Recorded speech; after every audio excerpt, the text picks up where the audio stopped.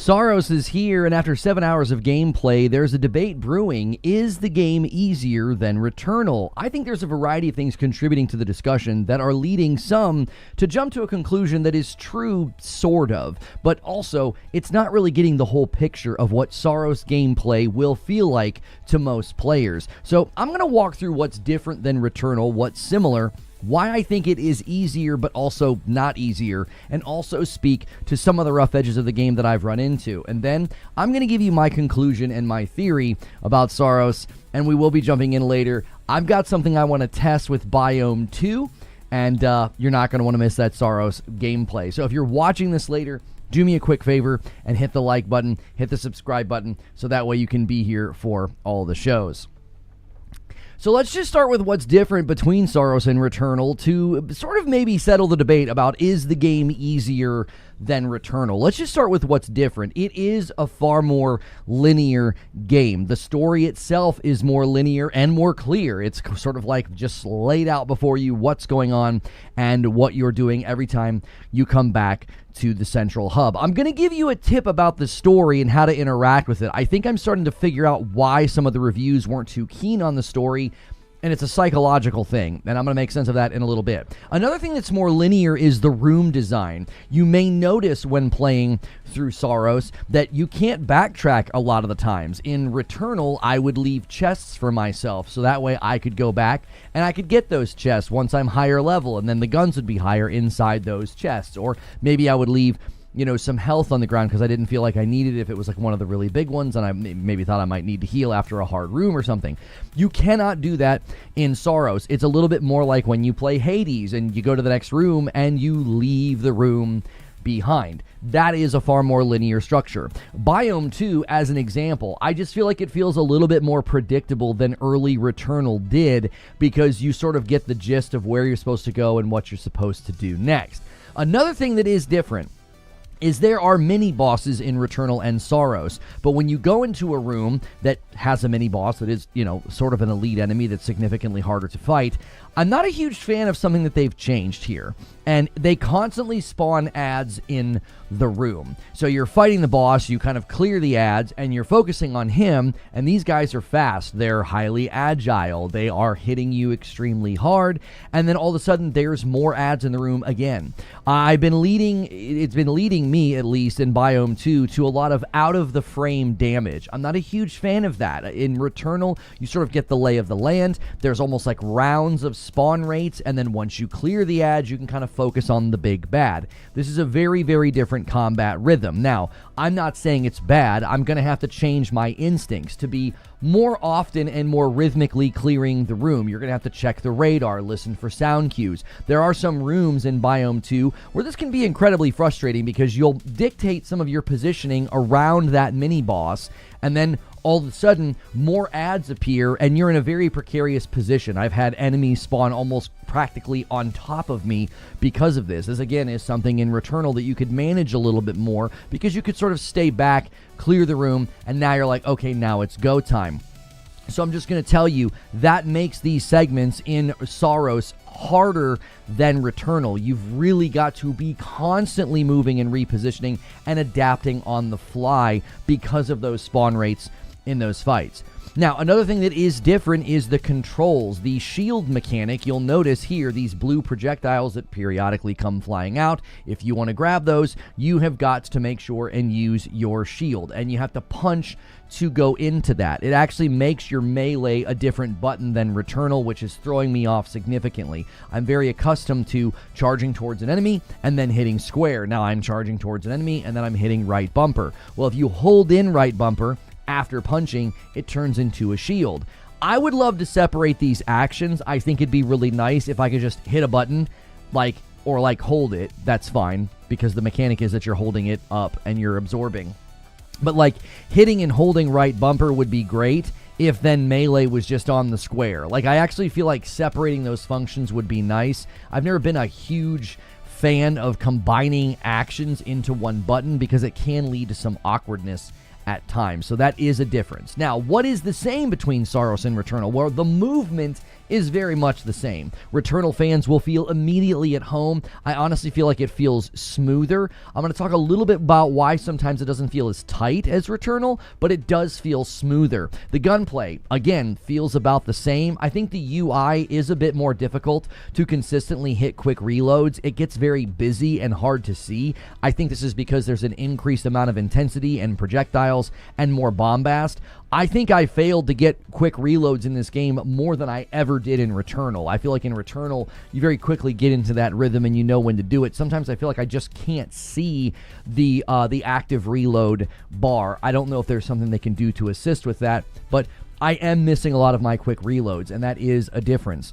Now, a difference would be, I'm sorry, these are similar things. So the gunplay is similar, but those quick reloads might be a little bit more difficult for you. Something that's similar, I would say, is the art direction, and not that the games look the same, but it's similar in that they have done an amazing job. Returnal has stellar, award-worthy art direction, and so does SAROS. Housemarque has absolutely cooked in this department. I love every place I go. I'm sort of looking around. It's breathtaking, it's haunting, and yet it somehow is also very beautiful and ornate. The juxtaposition between sort of cathedral-like environments that feel as if you're sort of in some place of worship or something, and yet it's also haunting and terrifying and grotesque. I love that they've always been able to sort of create that juxtaposition between the beautiful and the macabre, and I think they've done it once again. Now, here's my strange tip for the story, okay? I actually think you should avoid the story, narrative, dialogue things and all of that. Don't engage with those until your next play session or until like after you've beat a boss and you've come back to the central hub, all right? I really don't like doing that after I've had a failed run. Like if I die in a boss fight, my adrenaline's pumping, maybe I'm a little frustrated, maybe I'm just anxious to jump back in. I was like, oh, I was so close. If the game's got its hooks in you and you kind of want to do that run again, I would avoid all of the dialogue and the text logs. I wouldn't do any of that until like maybe the next time when you sit down fresh, it's a day later, or again, you've beat a boss or something. That's when I would interact with those dialogue, sequences. That's when I would interact with those text files. You're going to just be in a better psychological headspace. I think that's why some of the people found the dialogue and the story to be just not interesting, because I don't think you're in the best psychological state to take in the information when you just died and you're kind of anxious to jump back in. I think the voice logs are excellently written and excellently voice acted. They're usually out in the world in a space where nothing else is really going on. So just take a second and listen to those. I think they add really good shades and texture to the story and to the world, the threatening world of Carcosa. So let me talk about why this game is easier but not, okay?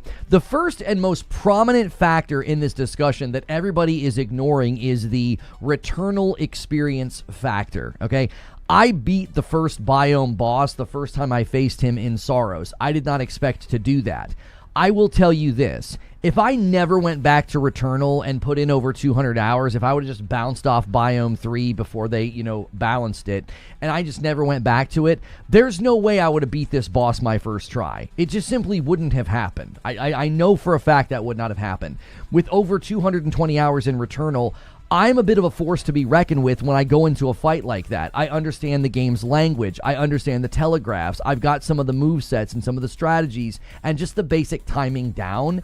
And so I got into the zone, as it were. I got into a flow state in that boss fight. You can tell watching the footage when the fight kind of clicks for me. Newer players are not going to have that experience. They're not going to have hundreds of hours of experience in their backpack coming in to this game. So I think the Returnal experience factor is playing a huge role. There was a guy in my Twitter feed who said he was blasting through the game. It was so easy. He was so disappointed. He uploaded one of his clips, and I got to tell you, he was a high-level Returnal player. I was impressed. I was like, wow, his movement, his positioning, his reaction time in SAROS was impressive, but that's not going to be the average player. If you didn't really play Returnal or you kind of bounced off of Returnal, you're not going to come into this game and have that guy's experience. He was blazing through this game, and it had a lot to do with his own skill, okay?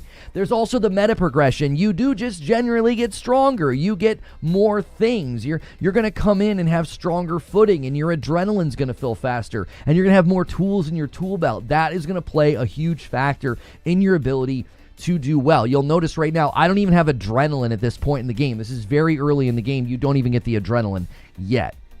Okay? Now, I will say it's easier in that sense, but it's also not easier in some other senses, okay? It's way more intense. My wife was watching me play last night, and she's like, this seems way harder than Returnal, because I was in Biome 2, and I'm constantly moving, and I'm constantly shooting, and I'm constantly dodging, and I'm constantly have to reposition and run away, okay? That is not something you have to do a lot of times in Returnal. There'll be, like, some fights where, like, a lockdown room, or there'll be fights in Biome 6 where you have to reposition a lot, okay?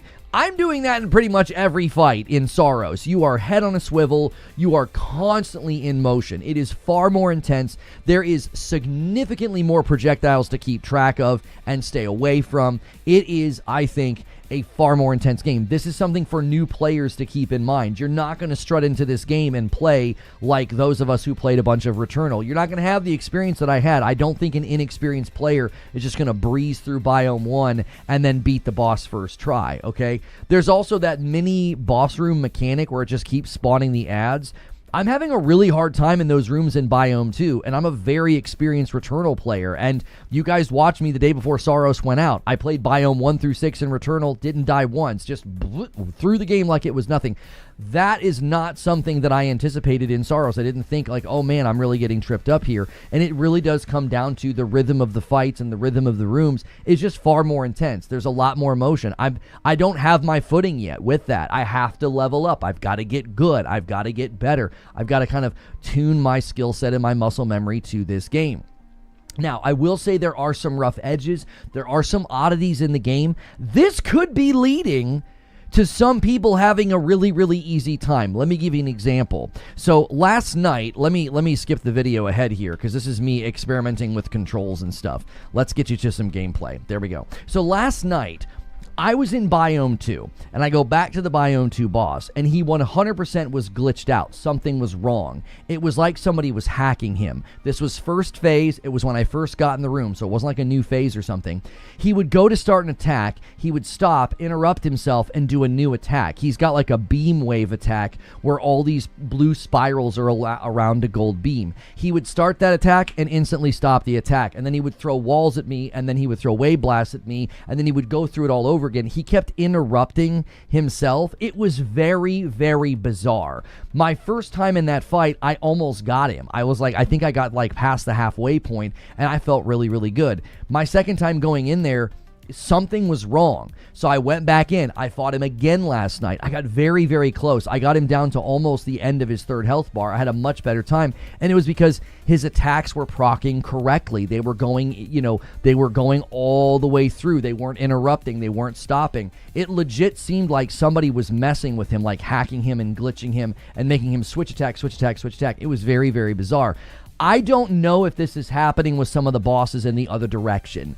Are some of the bosses having glitches or bugs or problems, and it's significantly easier? Like, you go in there and you're like, that guy wasn't a problem at all. Well, there could be attack patterns or things that aren't happening. I don't know, but that is something I think they're going to have to look at. The particular one that I ran into was the second boss in the game. I also think the awkward punch into shield, as you just saw me do there, I don't think that feels great. I think that's a rough edge of the game. I'm not thrilled with that design choice that they've made. There's multiple times in that second boss fight where I feel like I don't feel good about it. It doesn't feel clean or finessed. I'm also not a huge fan of when you melee, you sound like you're taking damage.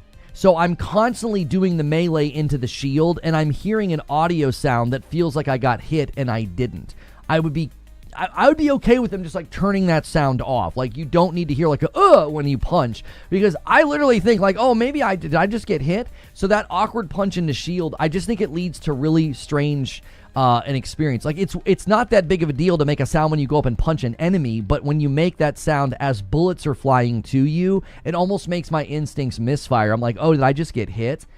I'm not a big fan of that. They also didn't explain how you can actually sprint in this game. You're always sprinting, but you're actually not. You can dodge and then hold the dodge, continue holding dodge, and eventually, like, all of a sudden you're running really, really fast, and you'll just run like that until you stop moving. the skill ability that says you can now trap and draw power from corrupted projectiles. I actually don't think that explains itself very well, because you still take damage and it still corrupts your health bar. So I thought, oh, I can now trap and draw power from the corrupted projectiles. I did it and it killed me because you're still taking damage. I thought it was going to function like how you trap and draw power from the blue. You literally get them, like you absorb them and then you use them for power. That's actually not how that ability works. That feels like a rough edge to me. I think that should be explained in the actual skill when you unlock it. At times, this game feels less tight than Returnal due to having so many mechanics and so many things to manage. It can feel a bit awkward, especially having to sort of interweave that melee into shield in the midst of a fight where you're just constantly trying to move and constantly trying to shoot, and you're using your alt fire and you're using your ultimate fire. Like, that can be very, very awkward to suddenly do the shield. Like, you stop, right? Because you're not shooting, so you stop shooting and you hold down the thing. So weaving that into my combat has been a little bit awkward. So that makes it feel a little less tight. Now, maybe over time it will feel tight to me. Returnal's like second nature. I'm hoping I can get to that place with SAROS because I'm loving the game, but these are rough edges that might trip you up. So let me give you my conclusion about this, okay? I'm not sure if all the people that are claiming that it's easy, are they getting to that halfway point and turning all the easy stuff on and then just sort of bragging on Twitter? I don't know. The one guy was clearly a high-level player. I watched his footage and I was like, this guy's a very good player. I don't think they were going to make a game that was hard for him. I really don't. It would have been impossible for basically everybody else. Okay, there's also the possibility that people are getting a little bit lucky. You know, I'm feeling like sometimes the runs, you get a little bit lucky. You can kind of start steamrolling. I went back and watched my footage. The first time I faced Biome 2 boss, I was level 22 with like a 22 or a 23 weapon. The next time I went in, I was a 17. That 5-level difference probably created a huge difference in my damage output and my survivability, okay? Overall, the game feels more approachable. I think it's got better meta progression. It's got a better sense of movement within the game, right? But it's way more intense. It's way faster than the first game. This is something I kept telling people from the trailers. I'm like, don't think that this game's going to be easy mode. If you didn't like Returnal and you had a hard time with Returnal, I don't think this game's going to be easy mode for you, okay? My theories on people that are kind of flying through the game and having an easy time, I have a couple theories. Number one is the steamroll theory, okay? This creates this first try effect where you're like, I can't believe I'm beating these bosses first try. It feels like when you go from biome to biome to biome, you do start to sort of steamroll. You get stronger and stronger. Even though they made me come back from biome 1 and go into biome 2, I don't know. You start at level 7. I still felt like I was kind of steamrolling. It's probably because I still had some things with me, maybe some perks still, and I was like a level 22 when I got to him. I don't know. Maybe that helped me. Maybe it didn't. I think there could be an element of steamroll when you're kind of going through the game that first time. You tend to sort of get momentum. I also felt like the Biome 2 boss fight was the easiest that first time I went in. I don't know why. I don't know if they've got something hard-coded into the game that, like, if you're kind of cooking on your first run, they're going to make those boss fights, I don't know, toned down or something, but I could not believe how different that boss fight felt after I played it the second and third time. My other theory is that we're just dealing with high-level Returnal players that have been doing nothing but grinding and playing Returnal, kind of like I did, for hours and hours and hours, and they're coming into this game, and they're like, yeah, this game's not challenging me at all. I mean, that is a possibility, that a lot of what we're dealing with is we're dealing with people that have too much experience. Like, they were never going to make a game too hard for you or too challenging for you, all right? My other theory is they're using the mid-game easy mode mechanics, and they're just lying. I do think there are people that do that. I think people want to have an ego about video games, and they're out here being like, this was easy, I just smoked it. And they went into that thing, and they made the game as easy as possible. There's literally a setting that you can turn on that basically allows you to run this game in easy mode, okay? So that could be what some people are doing. Like, the one guy had his footage, people are like calling him out. They're like, well, you're running it in an easier setting, of course you had an easy time. But then again, he uploaded his footage and I was like, well, this guy's actually a really good player, okay? If you bounced off of Returnal due to difficulty, you will not find this game to be easier than Returnal. It may be more approachable, and over time you can kind of soften the difficulty by leveling up your skill tree, but the speed and the intensity of this game requires high level of play and movement. I am glad they did not make this game harder for highly experienced Returnal players. I think that would have been a terrible choice. That would have been a very unfun game. Making this game for those hardcore, crazy Returnal players that are smoking this, I think that would have been a dumb idea, because that would have made the game almost impossible for the average player. I'm a highly experienced Returnal player, and I am having a hard time with this game, and I think that is wonderful. I did not want to run this game all the way to the goal my first time. That would have been extremely disappointing. I like that I'm going to have to do some experimenting today. I'm like that I'm going to have to test some things out and try to run Biome 1 and 2. That's fun to me. I want to kind of learn this game's rhythms, okay, because it is very different in that regard than Returnal. I am thrilled that they did not make this game like ridiculously hard for highly experienced Returnal players, because I am a highly experienced Returnal player and I'm having a difficult time with it. I am more proficient than I was. I beat that first biome way faster than I expected, but I'm still hitting some of those snags. Okay? They do give you the ability to make the game harder if that's what you're looking for. To the guy on Twitter that was like, I'm like 8.5 hours in and I'm smoking this game. Well, make the game harder for yourself then, dummy. Like, use the thing. Use the thing to make it harder for yourself. For now, I would say the game is easier in some ways, especially for experienced players, but it's not easier in other ways. Well, let me say it this way. Let me try and land this plane here. I think the floor for quick movement and reflexes and instincts has been raised. I believe they have raised that floor, but they have also raised the floor of the power of the player due to meta progression.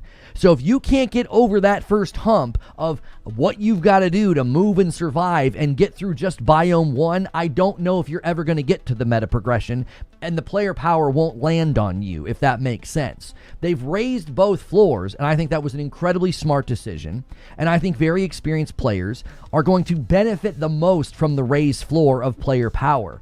What you've got to do is use those mechanics to make the game harder for yourself. So I would proceed with caution if Returnal was too hard for you, because that means SAROS will probably be too hard for you as well.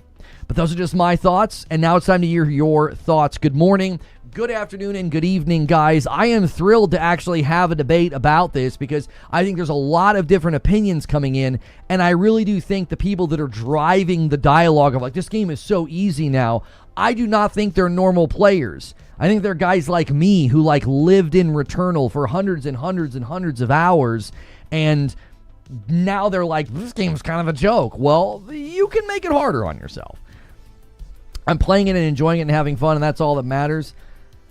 That's what I'm saying, man. If you're like, oh, this is really hard, or this is not hard enough, or whatever, you can use that thing to adjust. Biome 3, guys, that's when this really heats up. Yeah, I'm going to do the thing this afternoon with you guys. I want to play Biome 1. I want to play Biome 1 into Biome 2.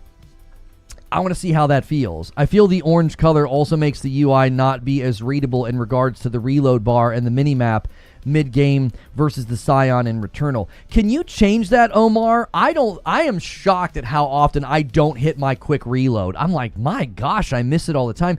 It's like I don't see it. It's really weird. It's almost like it blends into the game itself. Right? It's like it blends in, like you're saying. And I wonder if we could change, maybe colorblind mode would help me. I don't know. New is just a hate spouting troll. But there's somebody just spouting hate. Who's spouting hate? I'm not seeing any hate in the chat right now. So I do think there are elements of the game that are easier, but I don't think overall that people should be being told like, yeah, you should play it, man. It's easy. It was easier than Returnal. I'm like, no, it's not. The rooms are far more intense.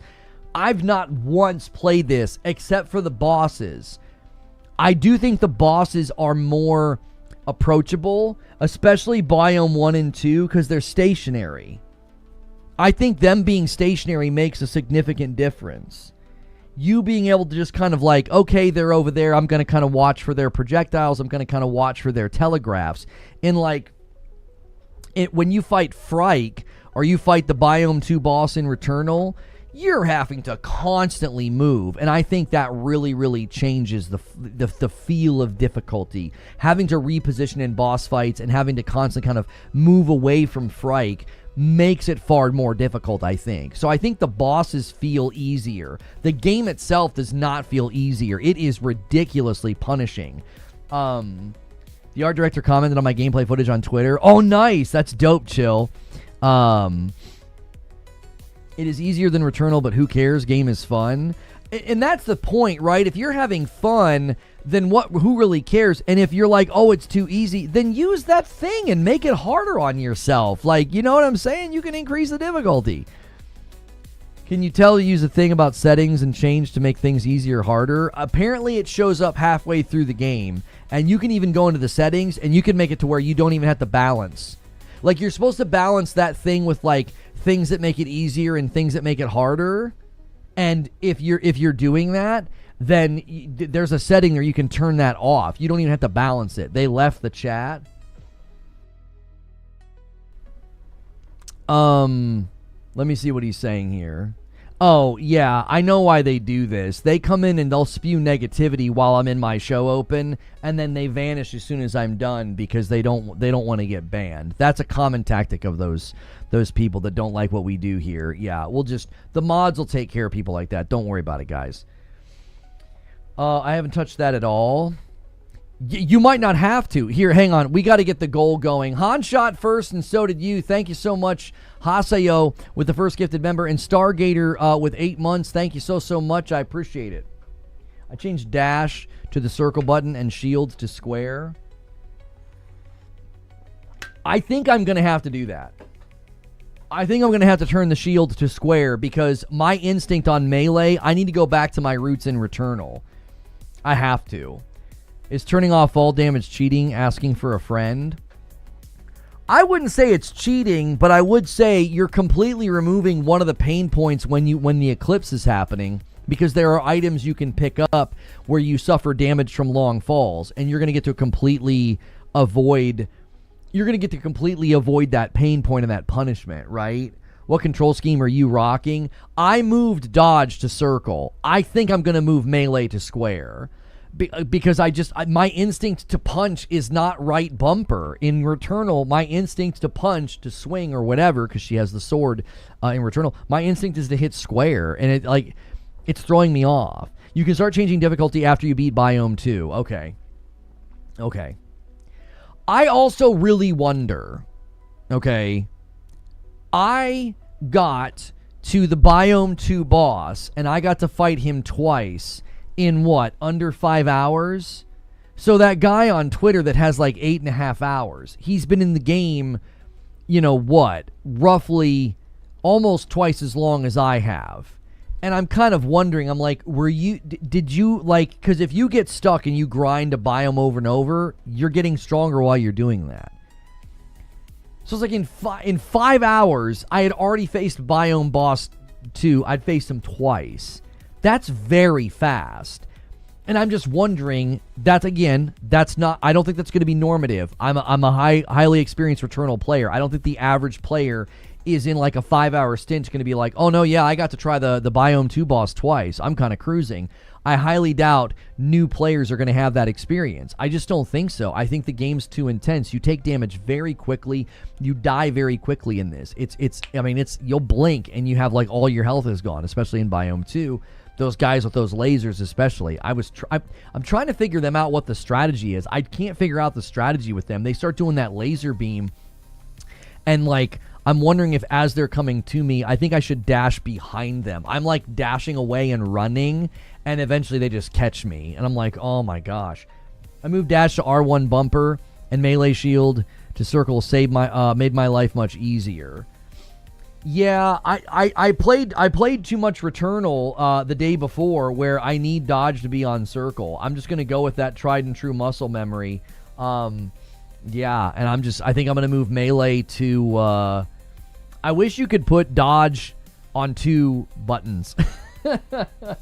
I wish you could put dodge on 2 buttons. So, like, I would move melee to square, and then I'd have dodge on circle and bumper, just because, like, whichever one I hit in the moment of panic, it's going to make me dodge. Disruptor's your best friend. The laser beam hits like a truck. Yeah, the laser beam from, like, those guys flying. Yeah. Oh, yeah. It is something. I told you about muscle memory. You didn't tell me about muscle memory. I know how that works. I literally made choices in my schematics. Not my schematics. I literally made changes in my button layouts because of muscle memory. Like, you didn't. I wasn't like, you didn't like educate me on muscle memory. I literally was making changes in games recently because of that. I was like, oh, we're gonna go back to Returnal. You know, I need to put dodge on circle. I'm already tired of the first biome boss 3 times. And it's tough, but I'm learning. Been a while since playing Returnal. Yeah, I think the high-level Returnal players, I think you guys need to ignore them. I don't think they're giving good feedback. I don't think they're giving good advice. I think their experience is just absolutely atypical. I don't think it's representative of what the average player is going to experience. Like, I just beat Returnal the other day for you guys on stream like it was nothing. It took me 5 hours, just ran right through Returnal, and this game is giving me a hard time. And I think that's wonderful. I don't think the average player is going to walk into this game and be like, oh yeah, it's 8.5 hours and I'm done. And people are like, well, the one guy got a platinum in a really fast amount of time. Yeah, so he's probably a really experienced player. I watched your Returnal 2025 video today while waiting for your live stream. Me going back to Returnal this week has been a little taxing to me since I haven't played the game since the game came out. How do you like the weapons compared so far to Returnal? I was trying to formulate my opinion about the weapons in SAROS. I was trying to formulate my opinion about them. It's almost like they built a game. This is what it feels like to me. I feel like they built a game where I should have 2 weapons. I don't know if that was ever their intention, and maybe my instincts are off here, but I feel like I should have 2 weapons. I don't know. I maybe it's because I've been playing a lot of Dead Zone Rogue with Madam, and whenever you get like a really strong weapon or something, you can kind of always fall back to like an SMG or a pistol or something, and maybe that's affecting my viewpoint here. Maybe my recent experience in Dead Zone Rogue is making me think, yeah, it'd be really nice to have 2 weapons here. But there's just something about the way that they feel. I'm like, when I'm using the shotgun, for example, in SAROS, I keep thinking to myself, man, I really feel like I should have another weapon right now. I really feel like I should have something else. So, like, I would move away and, like, you know, like, get some distance, and then move in close and be like, boom, get the shotgun out. I don't know. Technically, do you have weapons? I know. I think you know what I mean, though. I think you know what I mean. There's something about the weapons feeling more like grounded and more like real weapons. I feel like I should have 2. Now, keep in mind, I'm only 7 or 8 hours in the game. So maybe as the weapons progress and other weapons start dropping, maybe I'll feel differently. I don't know. The alt shot is much more of a second weapon now. Kind of. The pistol is the one that's the pistol is the one right now that has some what I think are pretty bad rolls. There's one version of the pistol that I feel like it is immediately like a no for me. It shoots slower, and you can, like, your alt fires, you can shoot it as fast as you want. I find that to be rhythmically terrible. Like, I'm constantly missing my quick reload on that pistol. And I don't feel like the alt fire does much. Like, I'm like, huh? Hand cannon, if it seems really OP. The one that feels really strong is the charged one, where, like, you shoot, like, a burst, and then you can, like, charge it up and, like, shoot the whole dadgum clip. That one feels really strong. There's a version of the pistol that I feel like is terrible. I'm like, this thing doesn't do anything. Hate the ricochet pistol. I think it's the ricochet pistol, Chill Will. I'm like, this thing sucks. I can make any of the rifles work. I can make any of the shotguns work. I get that ricochet pistol, and I feel like I'm garbage. I'm like, all of a sudden, I feel like I can't kill anything. It's got, like, 6 bullets. Yeah, that ricochet pistol, I got to Biome 2 boss with it. I couldn't even clear his first health bar. I'm like, what the heck is going on? I went back in with the smart rifle, and I was, like, just draining his health bar. I mean, I got to the third... I got to his 3rd phase because of I think sometimes it is weapon dependent. I had the burst pistol with heavy rounds, alt fire, it was nice. The rifle with heavy rounds melts. It melts.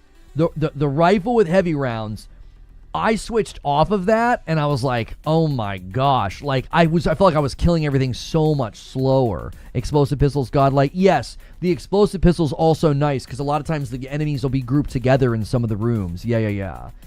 It's therapeutic to hear you speak my language. I appreciate it. Well, I mean, I'm sure you appreciate it. I beat SAROS last night. It's not easier than Returnal. It is, however, more approachable. I had my wife try it. She played Returnal and dropped it. She said SAROS felt good to play.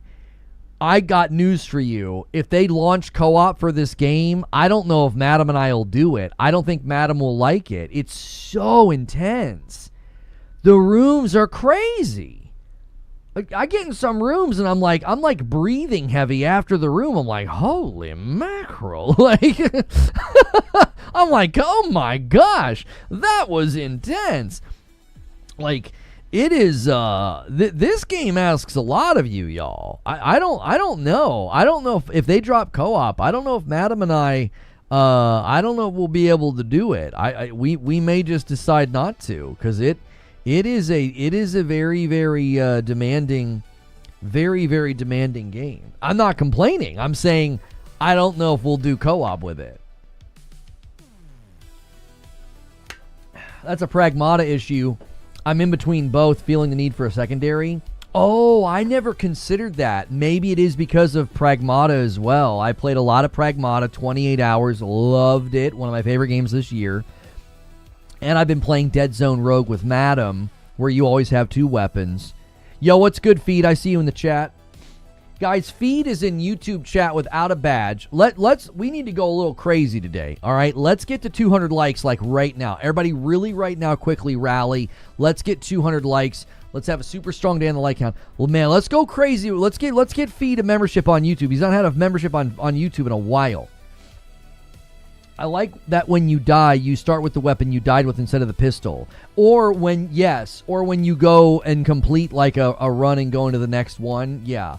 I want to see just how high you can get your level. Does anybody done this? Actually, you guys might be able to answer this question before we do the experiment with gameplay this afternoon. Okay. If I go to Biome 1... and I do everything except for the boss, and then I go back to base and go to Biome 2, do I keep my level? Because when I beat Biome Boss 1, I was like a 17 or something, and then when I went to Biome 2, it dropped me to a 7. Like, it dropped me to a 7. We can obviously watch the past broadcast. So, when I'm in the Biome 1 boss... I'm a level 14, okay? I go back to the base, and then when I go to the new one, my health bar is lower, and I'm a level 6. So when I went from Biome 1 to 2, it was like they reset me. I was like, what? Like, I didn't realize that when I was playing. I was just like in the zone and having a good time. I wasn't looking at anything. Is that how it always works? You keep the permanent upgrades. I got the blue up to 65 in Biome 2, and no, you don't. You go back to stock every time. That is such an interesting choice. But you keep the permanent upgrades. Imperial Shroom gifts a member, and he says, come on, boys, let's start a member train. You go back to whatever your base stats are in the skill tree. Oh. So that's a reason to keep investing in the skill tree. Okay. So what would be the reason to run Biome 1 then? Because of the upgrades? It doesn't affect anything else going into Biome 2? Not my health bar, not my proficiency, like weapon level, right? You reset when you return, you just don't lose currency. Yeah, so the goal of going back is that you don't lose currency, because like it takes a percentage of the currency when you die.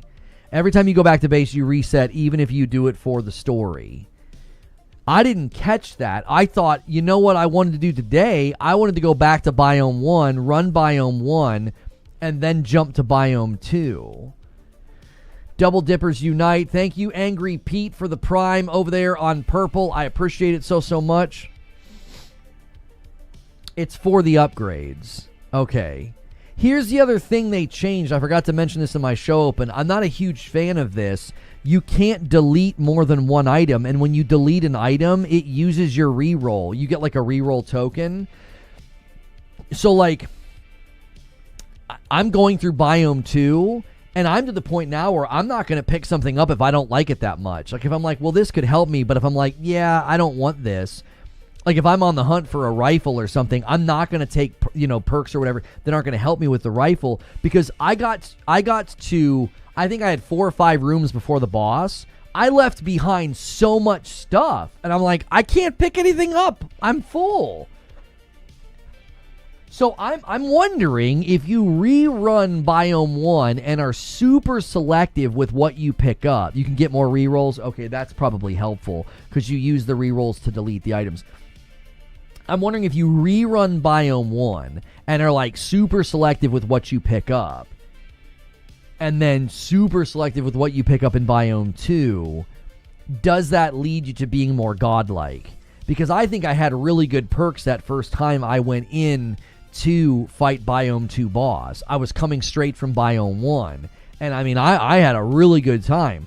And then the next time I was in there, I did not have a good time. I died fast. When you made it to Biome 2, are you still going back and replaying Biome 1 through Biome 2, or are you going straight to Biome 2, and do you have the option to do full runs?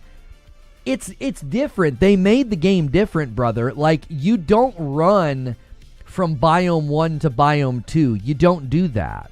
You literally go back to base, change the teleporter, and then go to Biome 2. And people in chat are saying when you do that, you can cash in all your resources that you got from Biome 1, like all your currency, any of the Halcyon you got, or any of the Lucenite. And then when you go to Biome 1, then when you go to Biome 2, it kind of like resets you to your base level stats, but you get to keep anything that you like, any of the upgrades. Yes, I'm very excited about that T2. We're conversing right now. I want to try and do a show. I steamrolled the last boss because I went from Biome 1 to last boss. I was so beefy. So Dirge, in your opinion, what made you beefy? Do you get to keep any of like the items? Is it the items you get to keep? You just don't keep your level? You keep your items? What about the gun? Do you keep the gun, but then it's going to lower the gun level to 6? Like when you get to Biome 2, for example. Because this is me standing at the beginning of Biome 2, but this is after, if you see me fighting the boss right here, this is me after the boss fight. I'm level 16. So I'm level 16, and then I go into Biome 2, and now I'm a level 6. Do you keep those items? I played fully through all the biomes. I wonder if that's why some of these guys are just steamrolling the game. Guys, if you haven't hit the like button yet, really, really quickly do that for me. Let's try to get to 200 likes. It really helps us out. Take a quick second.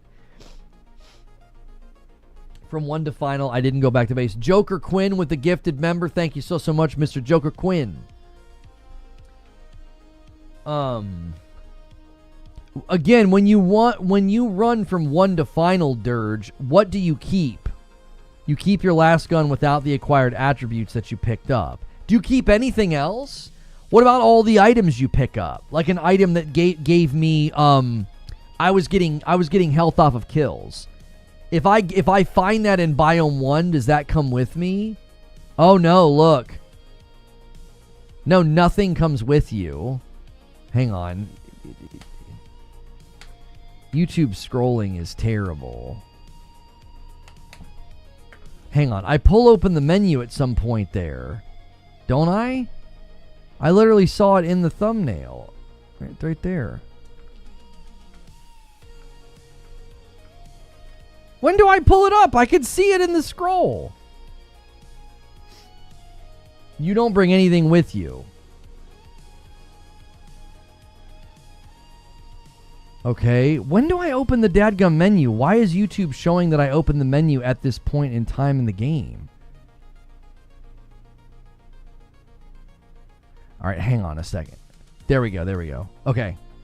Yes, so this is me coming into Biome 2. I beat the boss, and I've got nothing except for this permanent equipment right here. So permanent equipment, artifacts get completely reset. Your gun, you keep the gun, but it drops the level of the gun and your power weapon. Your gun and your power weapon both drop to whatever your base level is. You keep everything. You don't lose anything because you didn't go back to base. Wait. How do you do that, Dirge? How do you not go back to base? So what do you... When you ran Biome 1 to the end, do you fight the boss? If you don't go back to base, you don't lose anything. So what about your level? Does your level not reset either? This is what I wanted to show people today. I'm like, I really wonder if that's how people are smoking this game. Are they going back and becoming a god instead of just doing what I'm doing? And people are having very different experiences, and I wonder if that's why. Like, I just keep jumping into Biome 2, and I keep feeling like I just feel like I'm not strong enough. You can go from Biome 1 to Final Biome. Got it. Okay. What does it do to the level of your weapon? Oh, you need the grapple hook. Can you not do what you're saying until you get the grapple hook? Is that the thing that keeps you from doing it? Is that what that one thing is? There's that thing that I couldn't get up to. It looked like a mouth or like a cave or something, and it had a name. Bro's been playing the game harder. Well, I might not have the option to do this. For story, you have to return to base, for sure. I think if you go back to camp, it reverts you. Yeah. Thanks for the explanation. I'm looking forward to picking it up tomorrow. Also, I always enjoy your streams and news coverage. Keep up the great intellectual discussions and debates. Thank you, Zach. Okay, you have to have the grapple hook to do what Dirge is saying. Okay, that's helpful information. So I won't be able to do that today. So there won't be a reason for me to go back and grind Biome 1. There's no reason to do it. I mean, except for like the currency to level up the skill tree, but I'm getting to Biome 2 boss. Like, I'm getting to him. I'm just not able to finish. Pause. You can't upgrade the permanent ones.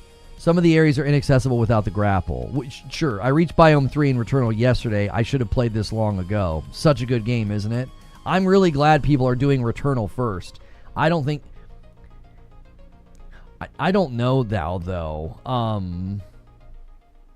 At this point, I don't know. I feel like people could play Saros and then go back to Returnal, and they would find aspects of Returnal to be easier. I think they would find the room-to-room battles far easier in Returnal. I think they're easier.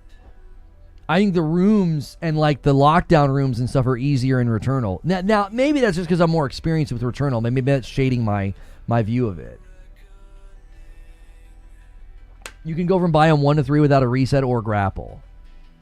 So I can do that today. You're telling me right now, I haven't beat Biome 2. You're telling me I can go from 1 to 2? I can run Biome 1 to 2 right now if I want. I don't need grapple. Because I think that's what I want to do. I want to run an experiment today to be like, is this what people were doing? As soon as they died to a boss, they were going right back and then going all the way through again, and it made them stronger. Yes, sir, I'm replaying Returnal right now. I get my game Friday since I didn't have the deluxe edition. Okay, that's very helpful, Dirge. Thank you for the input. Okay, that's what we're going to do this afternoon then. That's what we're going to do. Because I'm like, I want to show people, because right now you can watch my stream yesterday and you can see what happens when you just rerun Biome 2. It didn't go very well for me. It didn't go very well. I wasn't very strong. After profit, you can drop. Yeah, no, I've been after profit, you can drop into Biome 2. Okay, Dirge, in order to do what you're saying, if I want to run Biome 1 right into 2 and not return to base, do I have to fight the profit again? I've done it to farm more Lucenite. I saw someone reach the last biome in 8 hours. Is it really that short of a game? Illuminati Owl, I talked about that in my show open. I think people are getting a really, really unfortunate narrow view of the game. Really, really experienced Returnal players are able to move through this game very quickly. Everybody else is not going to have that experience. They're not. You're not going to have that experience. No. If you've not played Returnal, you're not going to fly through Saros. No way. Unless you just are some kind of a phenom with pristine reflexes. Like, the ability for people to move through Saros as quickly as they're doing it it's because they've played a bunch of Returnal. If you're like, yeah, I didn't really play Returnal, I didn't really like Returnal, or if you thought Returnal was too hard, you are not going to fly through this game like the people are talking about on Twitter. Like, the one guy, I'll just show you his clip. He got on my tweet and he was like, I'm going so fast, I'm so disappointed. And I was like, what the frick? I was like, dude, I'm a really good player. I'm not moving that fast through the dadgum game. Let me see if I can find him. Yeah, he says he had to slow down the game. He said, I'm almost at the last biome at 8 hours. What a joke. It's such a disappointment. He says 5 years and they made a baby mode. Okay. I don't think this guy has a lot of self-awareness. Let me see if I can find his footage. Where's he put his footage? He responded to somebody with a clip.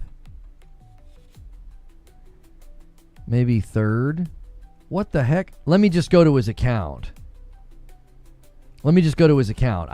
Twitter is so weird now. When you try to find replies, it's like you can't find them.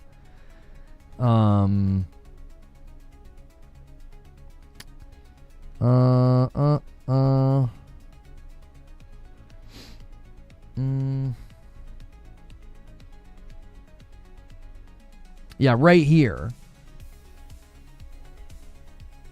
He says, max it out. What are we doing? He says, you can't let a PC chud show up like this. I haven't used a controller in over a year. Maybe he's just a high-level player. But I want you to watch the way this guy's moving around. Yeah, you're talking about Johnny Tsunami. Yeah.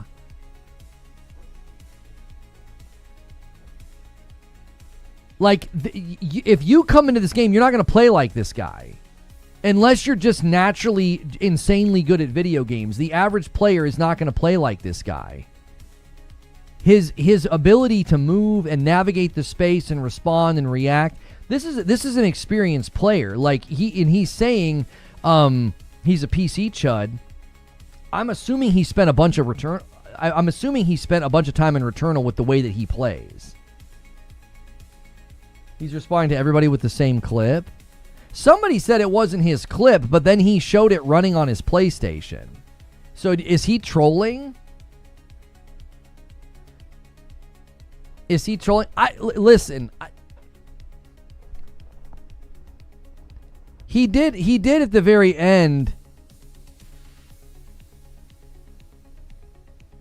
SAROS GOAT?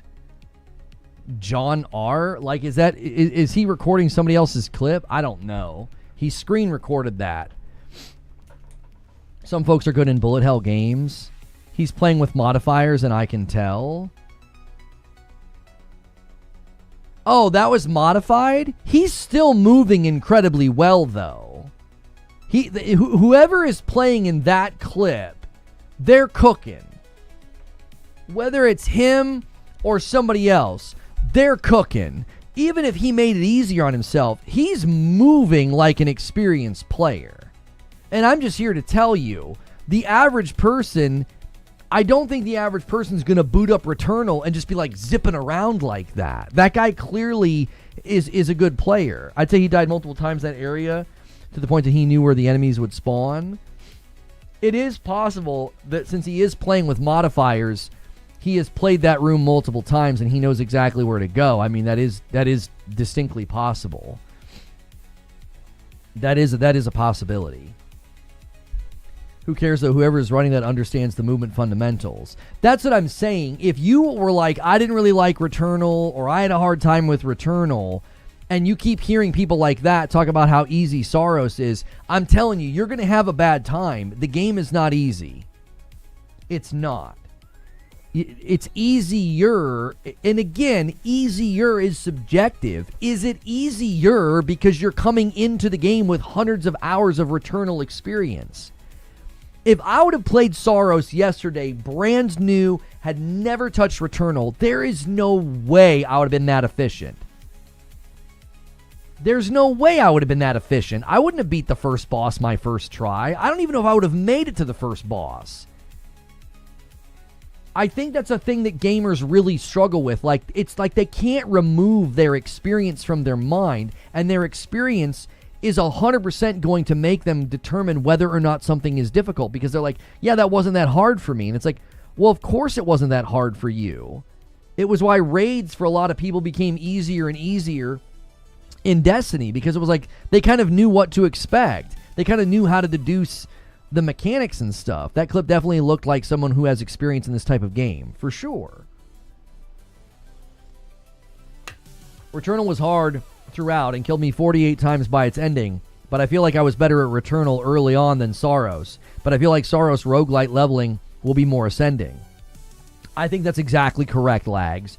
I think that SAROS is way more intense, and it's punishing. Like, I feel like I die faster in SAROS. I'm getting chunked. I'm like, oh my gosh, my health bar is already at half. Jumping and dashing over rings but keeping distance while dodging particles is a trained Returnal behavior. It shows his experience. Yeah, that guy clearly knows what he's doing. And so he's like, yeah, game sucks, man. I'm going to make it harder. And it's like, bro, I don't think the average player is going to have your experience. Looks super fun, though. Kind of mad I didn't pick up Returnal sooner. You can enjoy it now. You can enjoy it in Tower of Sisyphus. Find somebody to play co-op with. Guys, we're almost to 200 likes on the video. Let's try to get that before we hit the before we hit the 1 hour mark. Let's try to get 200 likes before the 1 hour mark. I appreciate you guys so much hanging out today. I platinum Returnal, but I haven't played in a year or so. I was very rusty in SAROS, plus the shield and the power-up dynamic added difficulty for me. It really changes things, Deadrot. I don't have a flow state yet with the shield or the power weapon. I'm really struggling implementing it. A lot of times I'll finish a fight, and I'm like, I didn't use my shield or my heavy weapon or my power weapon. Do you guys have that experience? And I feel like I'm failing. I'm like, oh, I didn't use my shield or my power weapon at all. And a lot of it's because I'm just scrambling to stay alive. I am scrambling to stay alive. I'm like, oh my gosh, there's 8 things in here. I need to run. And it's like, I don't have time to think about anything. Is SAROS easier than Returnal? I don't think so, no. I think there are elements of it that are easier, but I also think really experienced Returnal players are the worst people to talk about the game's difficulty, because they're gliding over things that the average player are not going to glide over. What is the square button used for? Nothing. Can you put melee there? I think I'm going to do that today. Having to use bumper for melee is jacking me up. Multiple times I go up to enemies and I'm like, oh yeah, bumper. Like, it just feels awkward. I feel this game won't sell too much. I don't know why you think that. What are you basing that off of? It's getting high praise. It's got Game of the Year worthy score. That usually gets a lot of people to talk about it and buy it. You know, Returnal sold like 1 million copies. There were maybe 10 million PlayStation 5s in circulation at that time. I mean, that's actually pretty impressive in the grand scheme of things back then, given the shortages and how hard it was to get PlayStations. I thought how you dealt with the Prophet was well done. You used the shield and the power weapons the way the game wanted you to. I couldn't implement for a while. Well, the reason I could do it in the boss fight, Deadrot, is it was so obvious when it was coming. And I feel like in the chaos of the rooms, I have a hard time knowing when to do it. Because you'll go to do it, and then like a bunch of yellow and green, a bunch of the yellow attacks come flying. And you're like, oh, frick. They also bait you, by the way. They totally bait you. There are attacks where like a blue comes, and then behind it is all this yellow stuff, and you can't see it. I'm not a huge fan of that. You're like, oh, there's a turret, and it shoots this blue spiral at you. And you're like, oh, cool. And you shield, and then all of a sudden it's like yellow, yellow, yellow, yellow. Like there's this line of yellow behind it that come and hit you. And I'm like, that feels like you're tricking the player. The shield popping doesn't feel quick enough visually. Do you feel like sometimes it blocks and absorbs and you completely missed? I feel that way a lot. You need to be able to shield, jump, and dash at the same time. I don't think you could be doing that with all the face buttons. Yeah, you just roll your finger down off a square. I'll try it today and see if I like it, Paul. You might be right, but I'll have to try it. I think you could just hold square and finger roll to jump. You just roll your finger down to X. Oh, dashing, though. You might be right on the dash. I just wish I could put melee on the square. I want melee on the square and shield on the bumper. I want to separate them. I don't like them being connected. I really, really don't. The game looks fire, but my older eyes couldn't keep up watching. I know my fingers wouldn't trying to play. The game I wanted to come to PC and Sony turns tail. I know. I wish that SAROS was coming to PC. I wish that Yote was coming to PC. I'm kind of bummed they're backing off. I think that's a bummer for the guys on PC that were enjoying their games, but you know, I don't know. I saw people on Twitter saying, you know, I think it was Gaz was like, well, I guess I got to get out my PS5 Pro. He was trying to avoid the game, and he's like, I want to play it. It's like, it looks good. I understand. You know, I completely understand, you know, giving in and just snagging a Pro or using your Pro if you've got one. That's like remapping powered and unpowered Melee in Destiny. Complete game changers for me. Yeah, I wonder if they could push out an update. That would be really, really nice. The problem is they'll push out that update, and then all my muscle memory will be different. I just want to punch with square. That's all I want to do. I want to punch with square. You know, I'm fine holding right bumper to get the shield to come up. That's totally fine. But just let me punch with square. I would love to be able to assign melee to square just by itself. I'm having a backlog year other than GTA 6, but I'm close to cracking for this game. I completely understand. My backlog is nuts. Right now, my backlog is Mouse PI, Hades 2, and then like a handful of other games that are getting older and older as time goes on. What's good, Hollow? Started SAROS yesterday. My gosh, this game is freaking awesome. 10 for me so far. I like the permanent unlocks. Yeah, I'm having to resist the urge to play right now because I like to do the talk show to start the day. I put the ultimate on circle. Oh, you made R2 melee, L2. I don't even know. I couldn't do what you're doing there. Kat says, love to see you geeking out over a game you enjoy. When you enjoy, we all enjoy. Thank you, Kat. Way too many games this year? Way too many games this year, dude. Just too many. Can't keep up. Cannot keep up. I tell you what we could do. We could do stretch goal this week, and we could make Madam play. We could make Madam play SAROS and see what she thinks because she played Returnal with me. That could be really fun, but I got to make that a stretch goal. We've been missing the goal too often. I'm doing everything I can to not focus on it, but we got to figure out a way to rally and get folks to grab memberships because it's I'm offering about as much as I can. If you guys have ideas and things you'd like to see happen on the channel for member incentives or member goals, let me know because you know I think we've done about as much as we can. Monday through Friday streaming, also doing uploads, and then a Saturday night stream as the incentive. I don't have much room to give you guys any more than I am, but if you guys have got ideas, I'm open to them.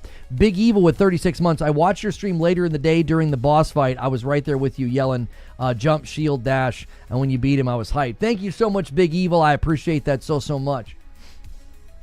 Juggling SAROS, Pragmata, and the Diablo 4 expansion at the same time while trying to focus on the backlog. I mean, that's impossible. That's impossible. You're not going to be able to do it all. I can't do shooters on controllers as Broken Earth. I'm suffering through it trying to get into D1. I have to do it in bursts because I'm so bad at shooters on controller. Yo, good morning, Snake Eyes. How are you? Electrostatic says, let me separate all the dual function buttons. I mean, they let you separate the shooting. I was not going to be able to do the alt fire thing on the trigger. That was going to absolutely screw me up. I was so glad they let me separate that. I would be a disaster right now. I would be a disaster if I couldn't separate those two. Lono, big amazing news for PlayStation. The DRM situation turns out to be a temporary measure to make sure people don't exploit refunds. We get our permanent license after 15 days. Yes, I don't think people realize that was an extremely unique loophole. So basically what you could do is you could get a refund on a game. I think that's why they're such sticklers on if you download the game, you can't refund it. I think that's why they do that. That's why it's not based off of playtime. Because conceivably, I could buy a game, download it onto Madam's PlayStation, switch her to offline, and play through the entire game, and I could get a refund, and they'd be none the wiser. They'd be like, oh, yeah, I mean, you never played it. That's why they're sticklers on, anytime I tried to refund a game, they were like, well, you downloaded it. And I'm like, what does that have to do with anything? Now I understand why they don't let you refund a game that you've downloaded. Because of the loophole. They let you refund within 14 days, and they don't want people basically being able to constantly get the game for free. If they drop co-op, would you stretch goal and opportunity to play with a member? I don't know if we would just pick a random member. I mean, we could do a community game night where, like, we raffle and let somebody come in and play, and then if we fail and die, we raffle and let somebody else come in. Yeah, that could be fun if they dropped co-op, sure. You can download a game, you can't launch it. I've got a refund that way before, and it does, but before it doesn't make it better. Well, but that's the thing, Team Ambush. So you could download the game, okay, put it onto a PlayStation that you set as your offline PlayStation. You could unplug it from the Ethernet.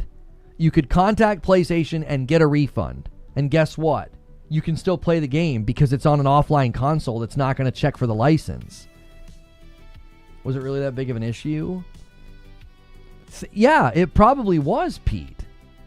As soon as a loophole like that gets discovered, what do you think people start doing? Everybody starts trying to do it. They probably saw a spike in refund requests. I wouldn't be surprised if that's why when I went to do my one refund the one time, they were like, no, you downloaded it, you can't refund. I'm like, huh? And I had other people telling me, they were like, I've refunded games all the time, Lono. I don't know why they gave you such a hard time about that. I wouldn't be surprised if the loophole got discovered and people started doing that. And that's why all of a sudden I couldn't get a refund. I had people in our community being like, they've never said that to me. It has to do with the jailbreaking PlayStations. It could also be because of the jailbroken PlayStations that maybe there's a loophole that allows people to pirate. I don't know. Have you tried to shield dash? Instead of sitting and blocking projectiles, use your shield. Try using your shield as a bullet eater and dash towards the enemy shooting you to absorb the energy. Wait. Oh my gosh. Is that what you're supposed to do in some of those instances where it's a blend? A blue and non-blue? If it's blue and yellow and you shield dash... Oh my gosh. I think you just unlocked a whole strat I hadn't considered. So basically what you... Wait, is that how you absorb the corrupted ones? Do you dodge through them with the shield up, and does it absorb them and you don't take damage? Is that the frickin' strat?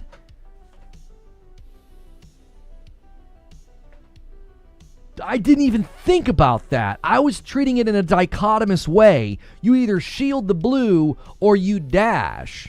If you do both, aren't you then... Think of it as a bullet eater. But then you have to still dash at times.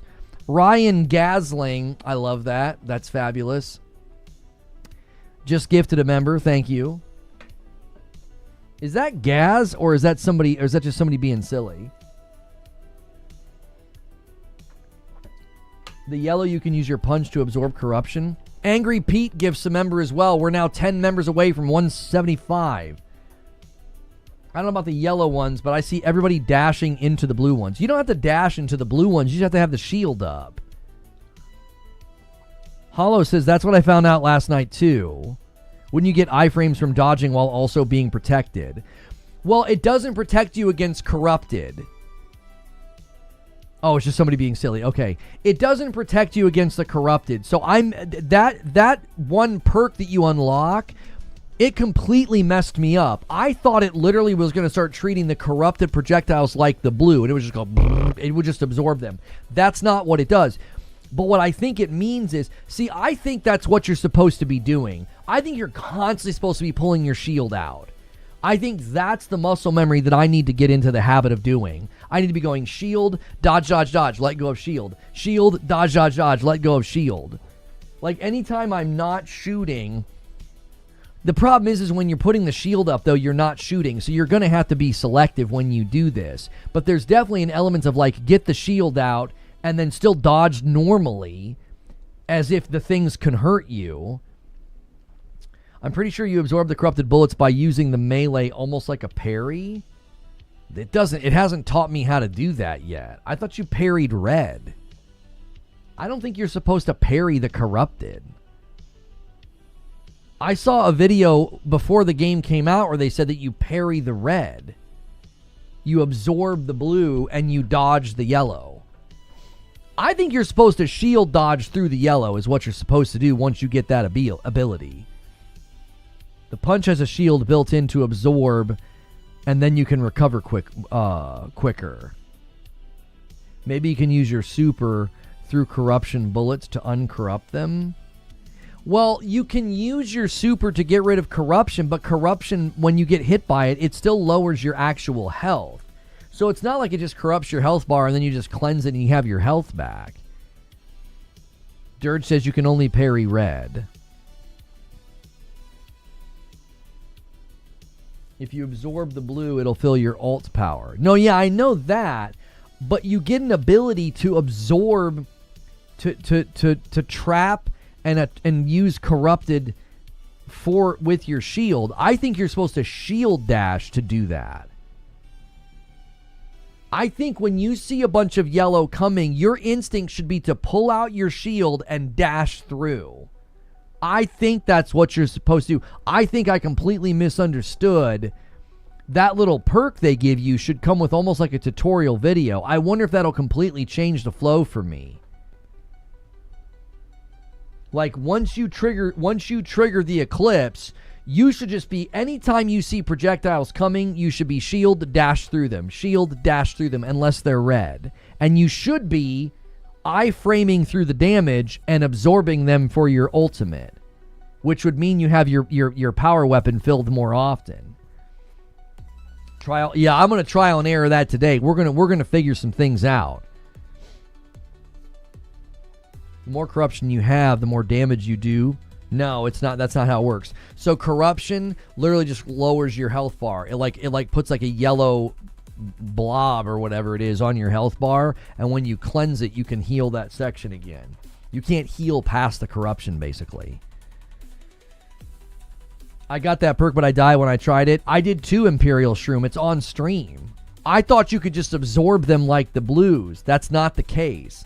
I think that's what you're supposed to do. I think you're supposed to, once you get that perk, I think there should be a little tutorial video. Once you get that perk in the Eclipse, you basically should be getting your shield out anytime you see projectiles coming and just make it a habit of shield dashing through them. Even if they're blue, just do it as a reflex. And then that way you're constantly filling your power weapon. But if they're not blue, you get to absorb their power while also iframing through them. Yeah. I'm excited to try that because I thought that perk made no sense. I was like, what the heck? Yeah, dodge or build corruption. Yeah, you dodge or absorb blue. You dodge or parry red. Wait, you can dodge red? Oh. I literally thought that you couldn't dodge red. I would have just dashed through that wall of red in the one boss fight. I thought that you couldn't dodge red. I felt like I did that and was still getting corrupted. No, if you dash through corrupted projectiles, you should not be getting corrupted. You should be able to dodge through them with iframes. Lono, play, because there's a thing in the game I want you to see because I know you're going to love it. You're going to have to wait. You're going to have to wait, brother. We're only an hour into the talk show. We just keep talking. I'm excited for you to see it. Game also doesn't tell you to dash to sprint. I thought that was a weird choice. I also don't think it works consistently. I was trying into the Biome 2 boss, and he would never run. I'm like, I literally dashed and held it, and I was just running, and he never did it. I don't know what the deal was. You can also parry, punch, shield yellow projectiles. No, I don't know why you guys keep saying you can do that. Like, every footage I've seen shows you parry red, you dodge yellow, you absorb blue. I've not seen anybody parry yellow. All I know is my controller is going to love the L1 button being pressed playing this game. Seems weird to say you can't dodge that.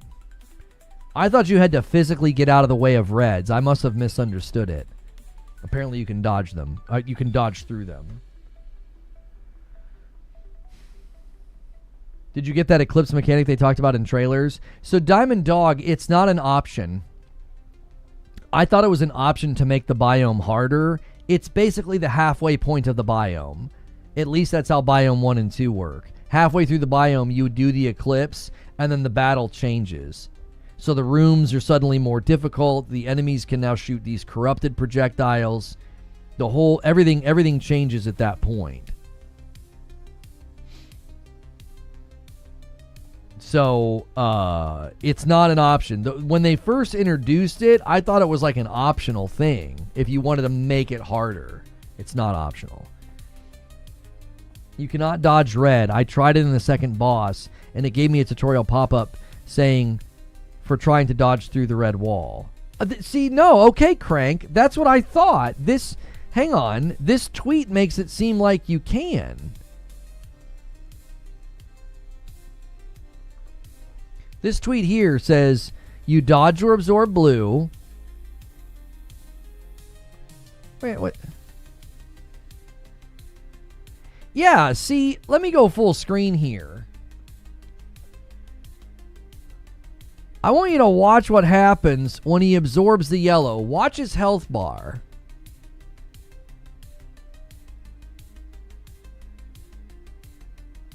Now, wait a minute. Am I to understand, has he not taken damage? Because I took damage when I did that.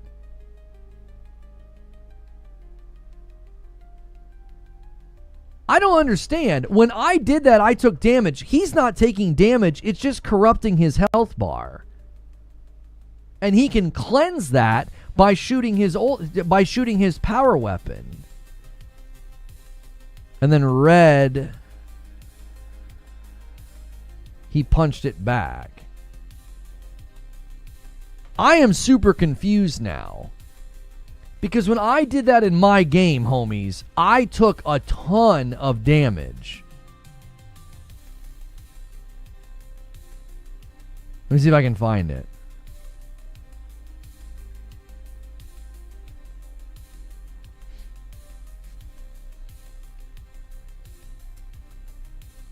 We're learning here. Okay, I think I found it. No, this isn't it. There's a room where I do it, and I just get annihilated.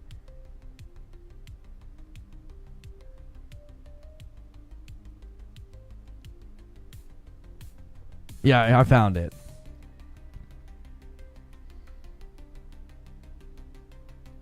Okay, let's watch. Oh, no, yeah, I took no... Wait. Hang on. No, it looked like I took damage. Oh, no, I took damage when I came around the corner. Wait, what damaged me as I came over here? What damaged me? Yeah, see? Look. Look. I cleared the corruption by using my ult fire, and look at my health bar.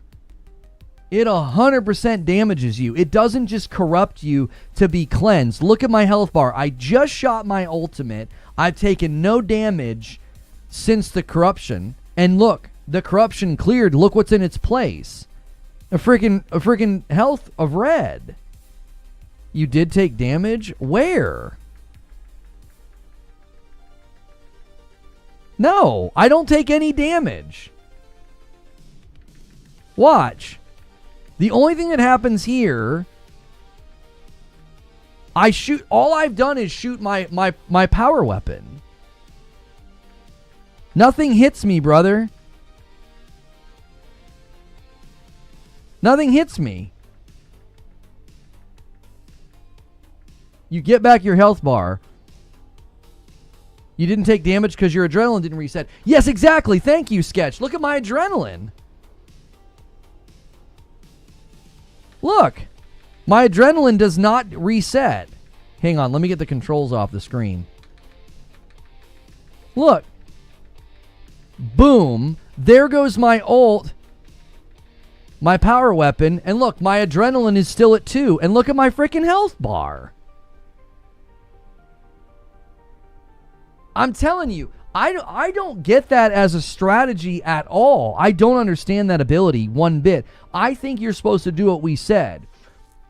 I think you're supposed to bring the shield up and dodge through the corrupted projectiles. The shield will absorb them, and the iframes will prevent you. Maybe they won't. I don't know. We'll have to test it. Has anybody tested that? Because I'm in an adrenaline 2 here. I've taken no damage. And I do it again here. I pull open the shield here, I think. Yeah, so I pull open the shield, and I run back into these projectiles. Look, adrenaline is still fine. And look at the dadgum corruption. Watch what happens. Look at my health bar. The power weapon damage you? No, the corruption doesn't just lower your health bar. It's actively damaging me here. And look, my adrenaline's not resetting.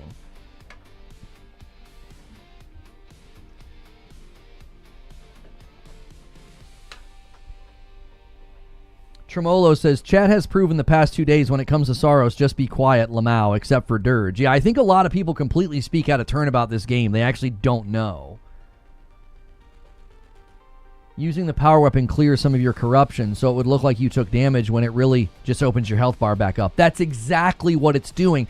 The perk is not explained very well at all, because I literally did that. I mean, I run into the bullets on purpose, thinking, oh, I can now harness these bullets. No, it's not the same as blue. You're still taking corruption. So I'm basically dead at this point. I'm dead. I have no health to my name. And I think I tried to do it again there, and then I'm dead. Yeah, I get one shot. And I'm so confused. Okay, we'll have to run that as an experiment today. Once we get the Eclipse, I'm going to do shield dodges through corrupted projectiles, and we're going to see, can we absorb their power while not taking on corruption? Like, is that a possibility? I mean, obviously you guys in chat may have already tried it, but yeah. Your best bet is to punch corruption to get the energy. You can't punch the corruption. I don't know why you guys keep saying that. You can punch parry red. You can't punch corruption. I punch the initiative. Like Dirge. You have way more experience in the game than me. PlayStation DRM is disappointing. It's been completely misrepresented. It's only during the first 30 days, because during the first 14 you can refund it, and there's a loophole. After that, it's not going to require you to do it. The whole thing's been debunked. It's useful when you don't have a lot of health.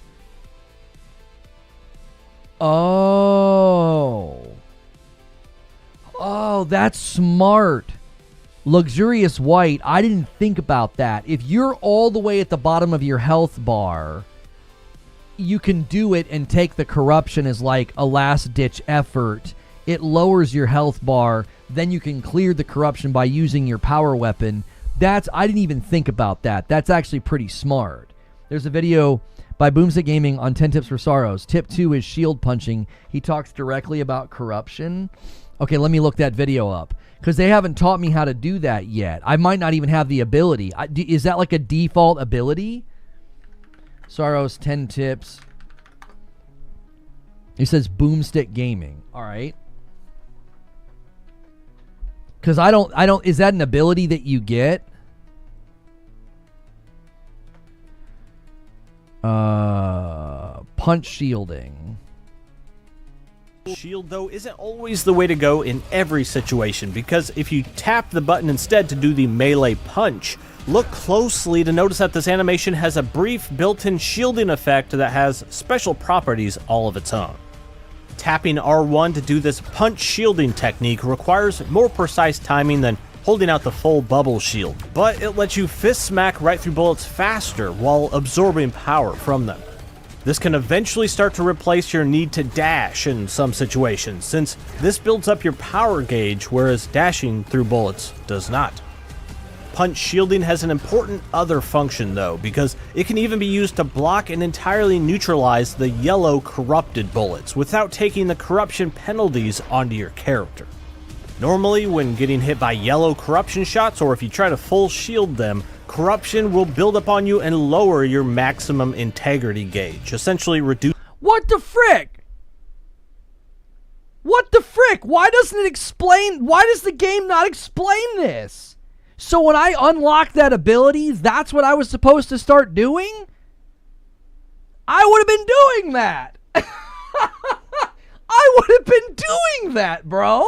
I was sitting there doing the shield. Yeah, no, mad props to you, Unseen Avenger. You've been trying to tell me. And I was like, bro, I wouldn't listen. Because I was like, what do you mean you can punch the corruption? The game doesn't tell me I can punch the corruption. Thank you, CM Wright, for 55 months. Who is that can sub? Boomstick Gaming. I think Lono owes something to some people. The game doesn't tell you you can do that. Gojira, how many people were coming in yesterday with bad information? And they were telling me, oh, no, you can clear the corruption and you won't be hurt. They were wrong. They thought the same thing I thought. They thought, oh, you could just pop the shield. And they thought, oh, well, once you clear the corruption, you'll be fine. You won't have any damage. They were wrong. Lono, go back to the first tip. Wait, it doesn't tell you that the first time you use your shield. The first time you use your shield, they literally just teach you to run through blue. It never set me up to use it as a punch. It never did. Joker Quinn gifts a membership trying to get Unseen Avenger. Tremolo says, after yesterday, you can't blame Lono. Yeah, there were so many people coming in with bad information constantly who were saying things that were just completely incorrect. Tremolo's like, it was insufferable. It was pretty annoying. It was like, people were like, oh, no, yeah, you just clear the corruption and you'll be fine. And I'm like, no, you still take damage. I'm just being funny. Game 100% needs to do a better job explaining a bunch of things. I cannot believe they don't explain the punch. That's like a game changer. It's like, oh, so whenever they're doing all that crap, I can literally run and use bumper almost like a dash. You're basically like punching through it. Omar gifts a member. And it goes to cheese sauce. Everybody gift a member right now to try to get Unseen Avenger. I was so annoyed for you, says Tremolo. Yeah, I kept a lid on it. I didn't get snippy with people, but I was like, guys, come on. You guys are saying things that we just demonstrated aren't true. Explain it to me like I'm 5. One guy in chat yesterday just flat out made it clear he hadn't even played the game, says Dirge. Oh, yeah, we had people coming in. I think sometimes there's a group that tries to come in and they try to frustrate me. I think sometimes they literally do that when I'm playing a game. I think they come in and they just lie because they know I'm either going to believe them and make a mistake or I'm going to get angry that they're lying. Like, I think they do it on purpose. Like, there's a group that does that. They come in and they try to frustrate me. If you watch the first tip, it's literally what I was trying to tell you about shield dashing. It's cool that he displays that. Yo, Dirge gifts a member. And it goes to D-Town Gaming. We're trying to target Mr. Unseen Avenger. Here, I'll even join. I'll join the fight. All right? Come on, y'all. Let's all commit. Let's all commit right now. Here we go. Here comes one from me. We're trying to get Unseen Avenger a gifted. The man was trying to tell me, and I wouldn't listen. Did you cover the PlayStation DRM? I already answered you about it. You apparently didn't hear me. It's been debunked. And a 5-bomb comes in from Rare Killer. It's been debunked, homie. It's literally only within the first 30 days because within the first 14 days, you can refund. And they don't want people to be able to loophole. That's why the last time I tried to refund a game, they wouldn't do it because I had already downloaded it. You could download a game, turn that PlayStation into an offline PlayStation, get a refund on the game, and then beat the entire game. Sal, with a 5 gifted, gets us to 179, and Broken Earth gets us to 180. We're a 20 bomb away from 200, and we need it. We are super behind pace again this week. We need to end today at 300. We're trying to get Unseen Avenger. Has he got one yet? I don't see it. Sal gifts another single and gets us to 181. I just got here. I know, you just got here, and the first thing you said was about the DRM, and I responded to you, brother. Maybe you didn't see it because of an ad or something. You literally got to chat, and that was the first thing you said. You said, PlayStation DRM is disappointing. Homie, I immediately replied to you and told you it had been debunked. Maybe you were watching an ad and couldn't hear me. So, I addressed you as soon as you came into chat, brother. Thanks for the membership. You are welcome. Guys, we're trying to get Unseen Avenger a membership. Been busy with new promotion position at work and haven't been able to work and lurk as much, but I had to tune in for SAROS streams. Well, I am sorry for not believing you because, listen, homie, Tremolo has my back here. There were so many people saying stupid things yesterday. I thought you were just doing the same thing. You were just saying something that you heard or something. And I was like, you can't freaking punch the corruption. Thank you for a gifted member, Mr. Jesse. Dear YouTube, we would like targeted gifting, if you please. And another one from Jack Garland. I think they like that we don't have targeted because we do things like this. They've told us we're going to get targeted gifting for the last 2 years. I don't think they plan to do it ever. My apologies, never heard that. No, I don't. James, let me make something perfectly clear. I don't care if you come in and ask me about something I've already addressed. That doesn't bother me. That's part of streaming. You came in and said something about it. I immediately responded to you, and then you asked me what my thoughts were. Just as a habit, maybe for you, if you come in and ask a question, if there's ads or something, maybe don't ask the question until, because I'm super quick on the draw. I answer chat almost immediately when stuff comes up. So I was only irritated because I was like, I already answered you, brother. It was bad. Normally, if I'm listening while I'm at the gym, I'm just lurking, but Jiminy Christmas. I think it'd be like everything else they say that we're working on maybe in 4 years. Yeah. At this point, when YouTube says they're going to give us a feature, I just ignore it. I'm like, I don't want to get my hopes up because there are features that just take so long to finally show up. The last couple times they've told us about features, I'm like, I literally try to put it out of my brain because I don't like looking forward to it. So if the 30-day DRM eventually closes that loophole, do you think their refund policy gets better? I would love that. Be more careful. If this thing leads to a better refund policy, that is a huge win for the consumer. That is a huge win for the consumer. I do not mind a DRM check in the first 30 days if it means you let me refund the dadgum game. If I should be able to boot up the game and after an hour be like, this is a pile of crap. They ship this and it's not ready. I want my money back. I've literally been shown features 6 years ago that aren't happening yet. Yeah, I don't even want to know about them because I end up feeling disappointment. I just feel disappointed. I'm like, where are the features? Where are the tools? Yo, a gifted one from Malice One comes over to YouTube to try to help us get Mr. Unseen Avenger. And thank you guys for over 200 likes on the video. I greatly appreciate it. We're an hour and a half into the stream. It's been there since the PS4 Pro. I don't let me do that over here. I appreciate you trying, Malice One. And a $5 super chat from Skillful. Huge W to whoever just told us about punching the yellow attacks. I just finally beat Bastion, the second boss. Yeah, it probably helped you. It probably helped you. I kept saying yesterday when I was fighting that boss, I was like, the combat flow doesn't make sense to me. I kept saying, I think I'm missing something. I was sitting next to Madam, and I was like, I feel like I'm missing something. I feel like there's something in the combat flow I'm missing, and I just assumed it was something maybe in the skill tree. I was like, well, maybe it's harder without certain perks. Maybe I'll get a perk or something. That's just what I assumed was going on. The perk Lono got for corruption works only when punching corruption to charge the power weapon. Okay.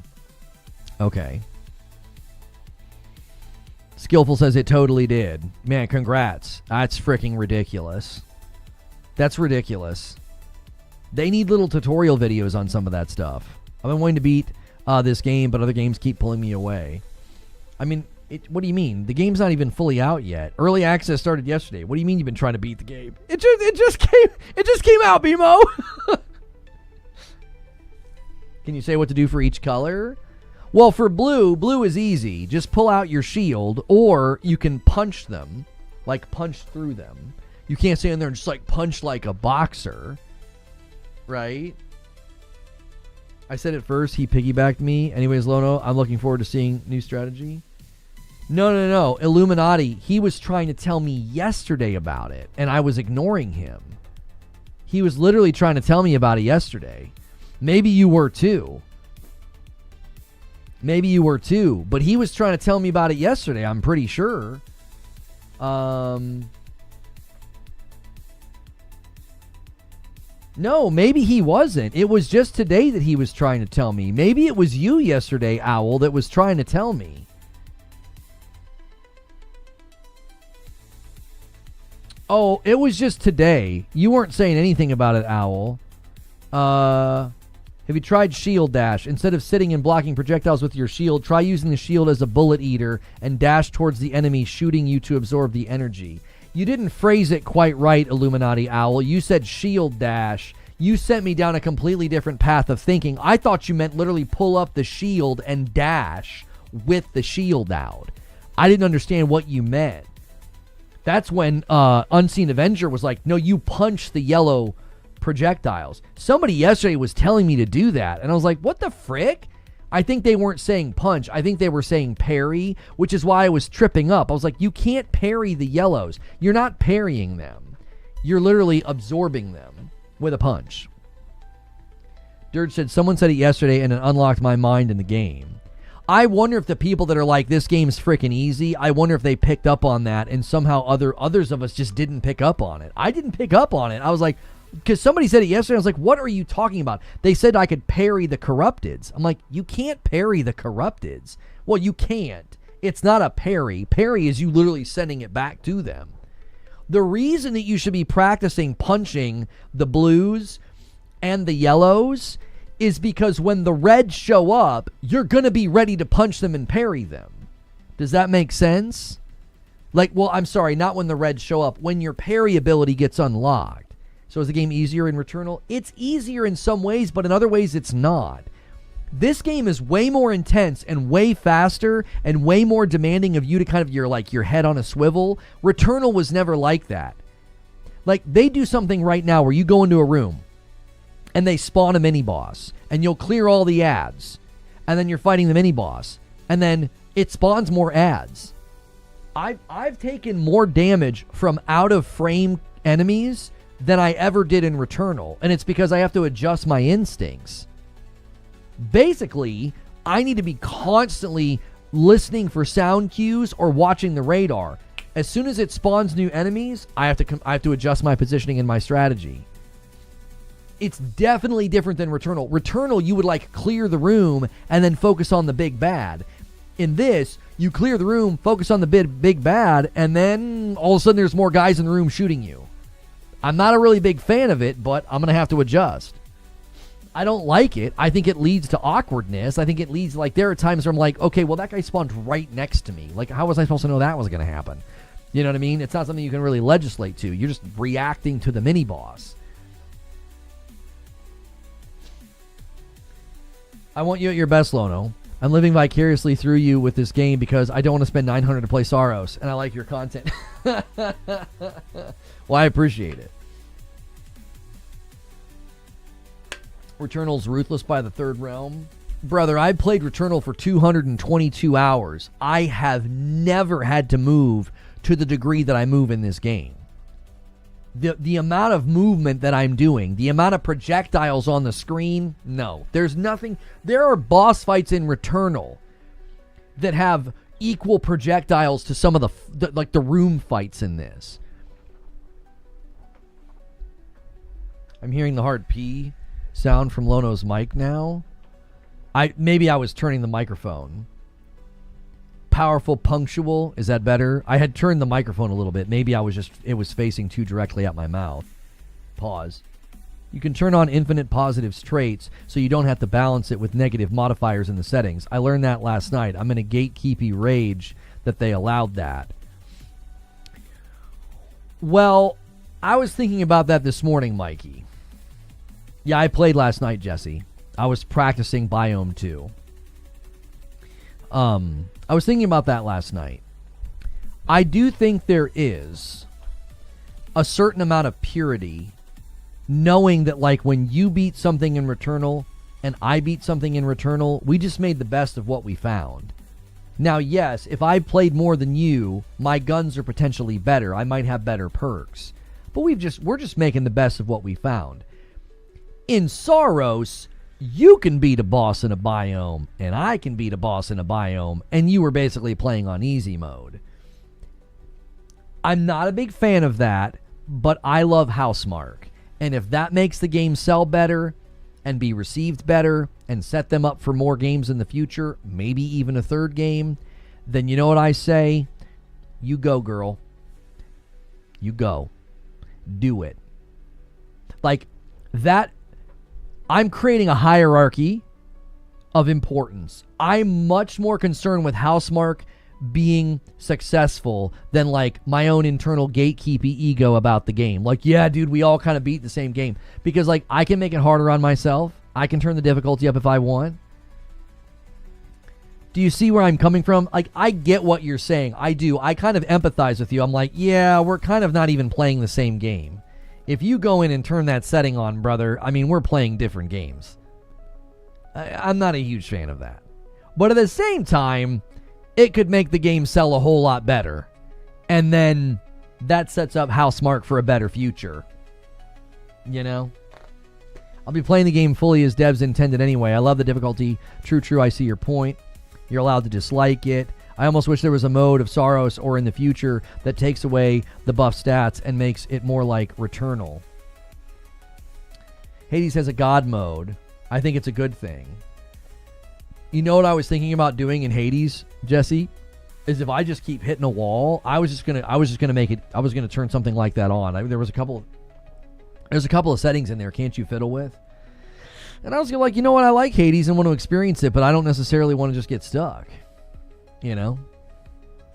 We definitely need a third game. I regret not playing Returnal at launch. Eventually beat it, but I had to get SAROS day one. Warhawk with 30 months. Good morning, sir. I'm loving SAROS. Gaming this year has been crazy. It really has. We're 15 away from 200.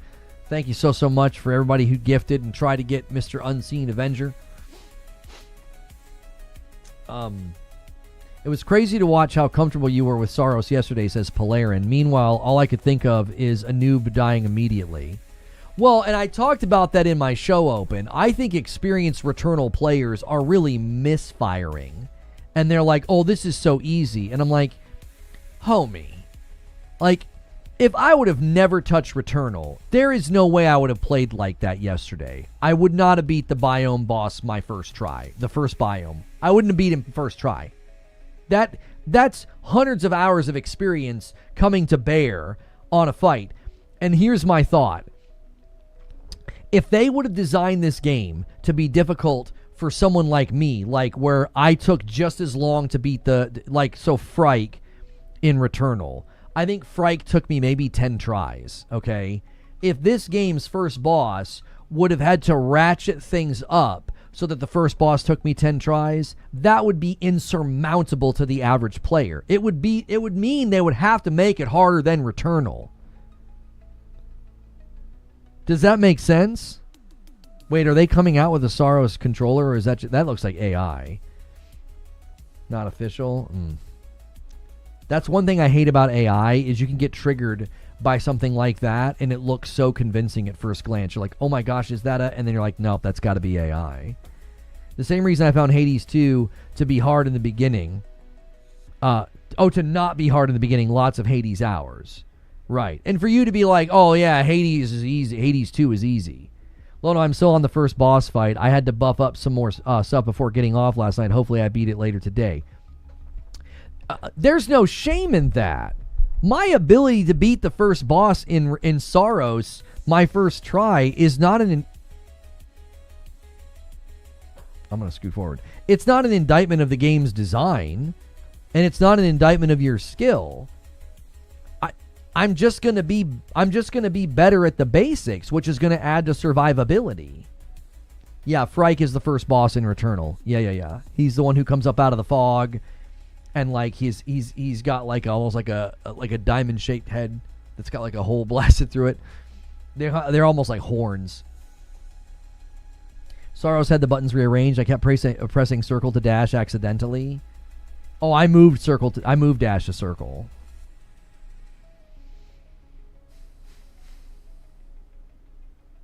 You're on the first boss too. I wouldn't feel bad about that at all. I wouldn't. That's a good thing. You don't want to be... Listen, if you're new to the game or you didn't play a lot of Returnal and you were breezing through this game, I would say they made a mistake. The fact that newer players are stalling out on the first boss, that's a good thing. That means they designed the game well. You should be stuck in the first biome for a little bit. You should get stuck at the second boss for a little bit. The fact that I'm having a difficult time with the second biome and the second boss, I think that's a good thing. Now, part of that's because I'm not running biome 1 into 2, which we're going to try today to see if it helps. And part of it's because I didn't know you could punch through projectiles. In SAROS, does it autosave at certain points? If I can't finish a biome run, will it save my stop? Yeah, they said that, Haseo. You don't have to do suspend run. I think you just stop and shut the game off. I think it even popped up and said, as long as you're not in a boss fight or like actively engaged in combat, I think you can just shut the game off and it'll put you right back in the spot where you were. The identity of the game is lost at this point is all. I don't know. I don't think so. I think they've just expanded the identity to let more people enjoy it. Johnny says, I have 170 hours in Returnal and I died twice to the first boss, so it just depends. Well, Johnny, like any good rogue, there's luck involved. I think some of these guys that are running through the game their first try, I think they're getting a little bit lucky. If you get the right weapon, you cook. That rifle with heavy rounds, I was just baking rooms. And then later I was trying Biome 2 again and I had the pistol and my damage efficiency was horrendous. I was like, I couldn't keep up. What's the punch button in SAROS? Right bumper. Don't return to Refuge. You have to return to the Refuge for story beats when you're first beating the bosses for the first time. After that, you can run Biome 1, beat the boss, and go right to Biome 2 and keep your stuff. So, like, you can be stronger going into Biome 2. I'm going to experiment with it today. I'm going to see just how much stronger I can be going into Biome 2. If you go back to base and go to Biome 2, it resets everything. It takes your artifacts away. What are they called? Artifacts? I don't know what they're called in this one. It takes those away and it resets your gun and your level to whatever your max level is according to your skill tree. So like I was like a 17 when I beat Biome 1 and then I walked into Biome 2 as a 6. It just dropped everything. Returnal broke basic rogue rules itself. You should have to go through every boss in a run. Skipping bosses is not okay in my book. Returnal is too big for that. I get that. You know what I love they did with SAROS, Zubair? Is they give you a reason to fight the boss again. You get to go into the next biome and be stronger. They did change that. So, like, I can start Biome 2 as soon as I want. Anytime I want, I can just run into Biome 2 now. But if I go run Biome 1, and if I fight the boss, I get to go into Biome 2 stronger. So there's an actual motivation to fight the bosses now. In Returnal, it's like, eventually you're just like, I don't know if I want to fight the boss. Like, they drop an item and they give you ether. But if you're trying to be strong, like let's say you're trying to beef up for Biome 3, I mean, there's really no reason. The one item they drop isn't worth the potential loss of health, if that makes sense.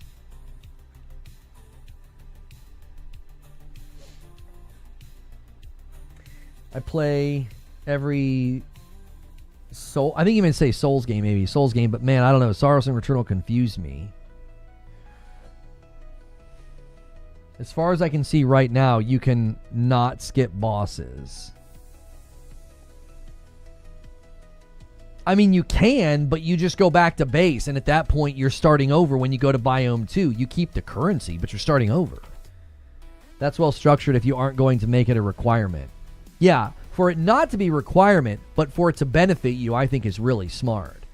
I don't know if there was a way to that. I don't know, but I'll see if I can, if I'll see a way. I don't see a way to skip them at all.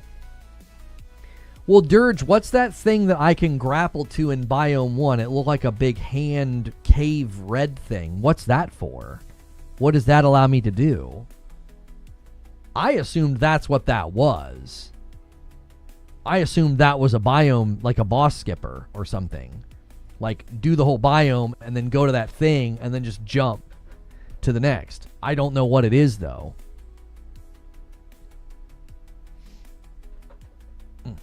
Slow Mobius, he says he's avoiding your questions. That's a spoiler? What did Mobius say? How many biomes are there? I think 6. Oh, that's what I want you to see. I don't have the grapple yet, so I won't be able to see it. I have to beat Biome 2 to get the grapple, right? Spoilers? Okay. Yeah, it said Nightmare Realm. Yeah.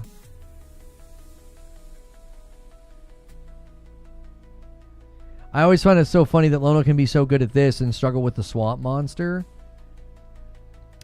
To me, I think it's a lot like language. Like, for me, Spanish was really easy in high school. Greek was really easy at college. But, like, other languages, like Hebrew, was not easy for me. I understood the rules. I could implement the rules. I got straight A's in Hebrew. I didn't have a freaking clue what I was doing. I feel like games are kind of like that. Like, I speak Returnal's language, so, like, I started to get into a zone with Saros because I'm like, yeah, I speak this developer's language. Lies of P, yeah, I'll be streaming some more Saros Higgs. Lies of P, dude, I got to that friggin' swamp monster and I was like, I can't see the forest for the trees here. I'm just taking tons of damage. Remember the yellow doors in Returnal? Essentially, it's those. Nightmare Realm gives you back your second chance. Okay.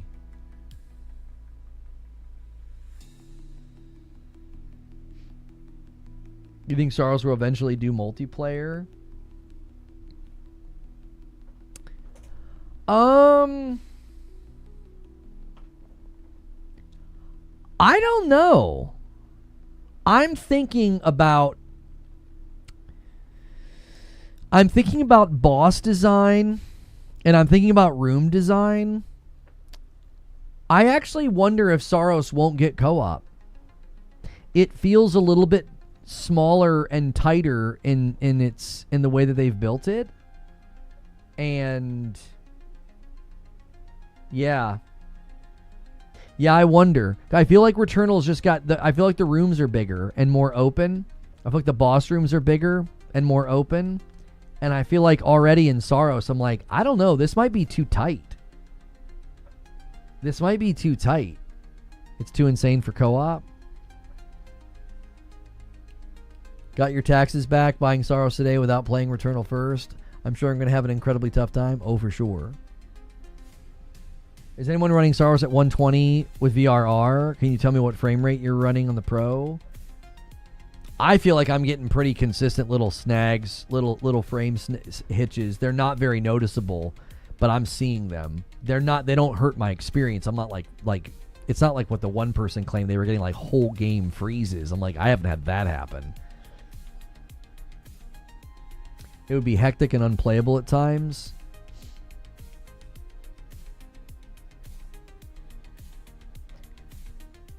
It would work, though, because you're still sharing the resources. So anytime you open, like, one of the chests, like, they look like tombstones, you know, you'd have to opt to, like, let one of you pick. You know what I mean? The environments give me Destiny vibes. Yeah, some of the environments give off some of the Destiny vibes. Yeah. Some of the Warmind stuff especially. As big as the rooms are, I still find myself getting stuck in a corner sometimes, trying to jump out of the way. Sounds like they need to clean the dust out of their consoles. Maybe. SAROS is locked at 60, so the Pro is never going to run above that as far as I know, says Paul. Yeah, I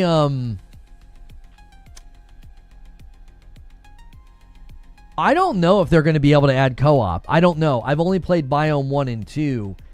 It just seems like it's a little bit more linear and a little bit more small in size, like the areas. I don't know if co-op would work. I obviously would love co-op. It'd be fun to try to play through the game with Madam the way we played through Returnal together. But I don't know. I feel like Returnal's a lot more open. I feel like the fights are bigger. There are some big rooms that I fought in, but there's also some pretty small rooms that I've been fighting in this game. And I'm trying to think of, like, the smallest rooms that you fight in Returnal are probably, like, the trap rooms where, like, you drop down. You've been running Yote at 80-ish, and it's been great for me. Yeah, I think there's too much going on in SAROS to push the frame rate on the even on the Pro. I think there's too much going on to push it past 60. It's probably going to be 60 all the time. I kind of feel like the FOV is too low when I play. Does anybody feel like the Pro isn't hitting 60 in SAROS? Oh no, I feel like it's hitting 60. Every once in a while, I'll be in an area in Biome 2, and I'll feel like a little snag, like a little frame drop. It's usually in like an area with like lots of the fire and stuff around. That's what it typically seems to do. It seems to struggle in those areas. So it's not major. Yeah. It's not major, but it's noticeable. My frame rate tanked in a very tiny area of Eclipse version, later Biome. It's pretty much a known issue that could do with a fix. I'm on base PS5 though. So far it's been my only issue. Okay. I'm going to let cook for another patch or two before I really dive in. Can you not change FOV? Did they increase FOV in Returnal? I don't remember. I don't remember. There's not really any graphic settings, no.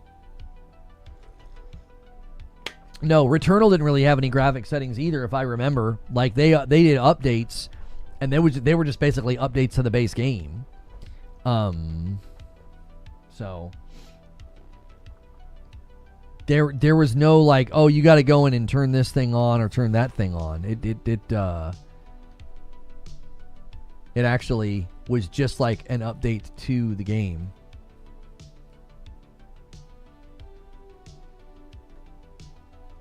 With so much going on, what they've achieved is remarkable. Yeah, it looks really, really impressive. It looks really, really impressive. Given how many projectiles are on the screen, given how fast you can move. Yeah, it runs really, really well. You brought shame to your family of 7 generations playing at 1080. My son broke the living room TV last week, forced me to shuffle my TV and pick up a new one to play with. I realized I've been playing at 1080p and now upgrade to HDR. I should thank my son. Oh my golly. Yeah, I would say Zubair is correct. You should thank your son for sure. SAROS also makes UE5 look pretty impressive. Well, and that was something we talked about with UE5. People kept saying, like, UE5's terrible, nobody should use it. And I'm like, well, I think you just need to let UE5 have some time and let some developers do a good job. You know what I mean?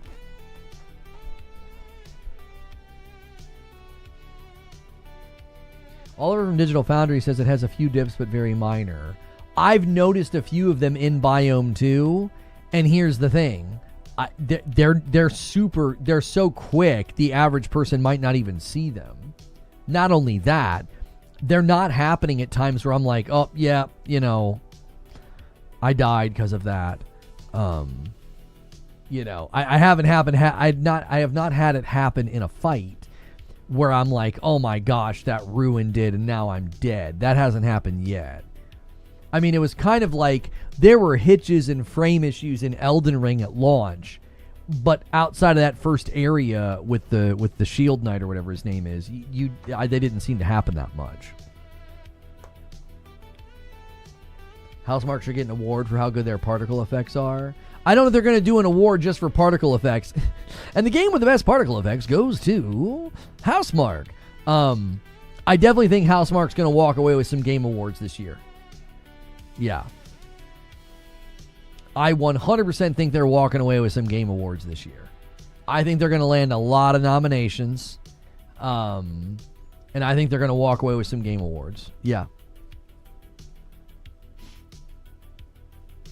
How quickly the tech advances. Audio award. Yeah, they could get a soundtrack nomination, sound design nomination.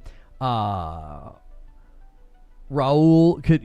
Coley could get a nomination for his performance. Art direction, 100% probably going to get an art direction nomination. I think it's going to get a Game of the Year nom. I don't think it'll win, but I think it's going to get a Game of the Year nom based on its score and its standing and how much praise people heaped on it. Like, if you remove, like, the 4 mixed reviews on Metacritic, if, like, those 4 people don't nominate it, pretty much everybody else that reviewed it is likely to nominate it. I mean, that's a lot of people that are in its corner. Like, 4 so-so reviews. Like, everybody else was, like, heaping praise. So, action, whatever the one action, adventure, or whatever it is, like, action, it'll probably land in one of those categories as well. I'm not vibing with some of the other characters' performances. So here's something I said in the show open. I don't think you should be engaging with the dialogue or the text documents, like anything out there, anything back at base that is story oriented. I don't think you should do after you've died. I don't. I think you should save all the dialogue, any text files, any audio files. I think you should save all of those for after you beat a boss or the first time you boot up the game that day, right? You know, you turn the game off Monday night. You turn the game on Tuesday. First thing you should do is go listen to all the story elements.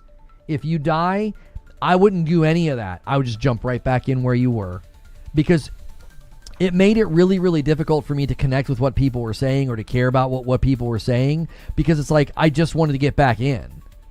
I just wanted to jump back in and play some more. I didn't want to I didn't want to be listening to somebody talk about, you know, story elements or something like that. So my advice is don't talk to anybody and don't go read text files or listen to audio files. Don't do any of that if you just died. Just jump back in. They're all coming at me, but have no care about what I just dealt with. Yeah. They're like, how's it going? You're like, I just freaking died. No, I have not. Tinfoil hat for the story was firmly on at that point. So good. No, I haven't got there yet. So if there's dialogue that only happens... What if there's dialogue that only happens after you die? I don't think that's how it works, Fithar. Once somebody has dialogue for you, they just have like a little thing floating above them, and until you interact with them, it's just always waiting for you. You're telling me not to do something I love to do? I'm just giving you advice. I'm not saying... if you're different than me, go right ahead. I'm of the opinion that those dialogue elements land really, really poorly when you're like, you just freshly died and like you're coming down from the adrenaline. Maybe you're a little bit frustrated. I think that's a terrible time to be listening to people, you know, talk about like the story stuff. Does that make sense? The story so far seems a lot like Pragmata. Huh? Looking forward to it. And look out for the area at the back of the main hub with the tree. Okay. The Sentinel frame drops with... the Sentinel Knight with frame drops was challenging. Yeah. Yeah. Lot of stuttering. A lot of stuttering there. If you guys are just tuning in, we've been talking about SAROS. I will be doing some more gameplay today. We're going to be doing some experimentation with some of the mechanics. We just learned about some things today that the game doesn't teach you. And we're also going to try to run Biome 1 into Biome 2 to see how much that helps. Yo, what's good, Mr. Drexen? Well, I'll be on SAROS in a few hours. Tell me what I'm in for compared to Returnal. It's way more intense. Projectiles are faster. Enemies are faster. You have to move a lot more. You have to relocate a lot more. There are times where I literally felt like I wish I had a double dash. I was like, I wish I could dash a second time, like dash, dash. Yeah, it is. There's an intensity to this game that I think is higher than the intensity in Returnal. Like the boss fights feel, the Biome 1 and 2 boss fights feel easier than when the first time you encountered Biome 1 and 2 bosses in Returnal. So they feel easier, but at the same time, the rooms, like your room-to-room fighting, is honestly a little ridiculous in SAROS. Like, they're very, very intense. Like, constant moving, don't ever stop, head on a swivel. They do some stuff in SAROS that at some level they don't do in Returnal. There's like, okay, so they'll spawn like a mini boss, right? They'll spawn a mini boss, and then they spawn ads, and then you kill the ads, and then you're fighting the mini boss, and then they spawn ads again. So like that creates a lot of out of the frame damage if you're not paying attention, which I'm not accustomed to. Like in Returnal, I'm not used to that. I'm like, what the heck is going on? So like you have to create new instincts. You have to literally create new instincts. You have to be like, oh, I just heard new enemies spawn, or I checked the radar, there's new enemies that spawn. From what I saw you play, they do seem more aggressive. Yeah. You get a double dash when you beat the game. No, I'm just playing. You see that marathons below 16,000 peak and 4,500 lows. How can they salvage this game? They can't. Yeah. My opinion is that they can't. I don't think they can. I think the super toxic gatekeepy players are going to get their way. They'll be able to clutch the game all the way to the bottom of the ocean, as it was built only for them. And congrats. The game won't be around in 6 months, I don't think.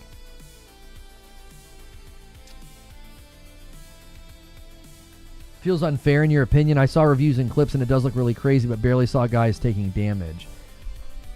I don't think it feels unfair. I'm not a fan of it. It creates a bit of a flat tire. Some of the mini bosses take a really long time to kill. Like you're not able to dole out a ton of damage.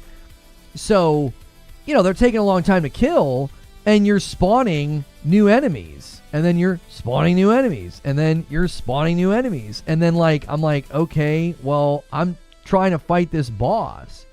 Can you leave me alone? You know what I mean? It wasn't that I was dying. Like the one time I complained about it, I wasn't dying. It just didn't feel as fun. I just have to adjust. I just got to adjust to that room and know that okay, they're gonna spawn. I also think the punch to fill my ultimate, my power weapon, I think that might turn the tide a little bit. I think it'll make me stronger in those fights because I'll be able to use my power weapon more often. So I could potentially use my power weapon to dispatch of the ads that spawn, and then go right back to fighting the boss, and then just keep punching projectiles in the hope that I can, build the power weapon back up. There's a very good chance that Trailer 3 for GTA 6 drops on May 5th, and the pre-orders go live sometime between 5th and the 12th. Before the earnings call? I don't know. I was reading the notes, and they said the resources were more important than the people they sent to gather it. Yeah, but that's not what happened in Pragmata. Pragmata wasn't like, oh, the people don't matter, some greedy corporation. That's not the story at all in Pragmata. I don't want to spoil anything about Pragmata, but that is not at all like what Pragmata is about. I mean, maybe I completely missed entire elements of the story in Pragmata, but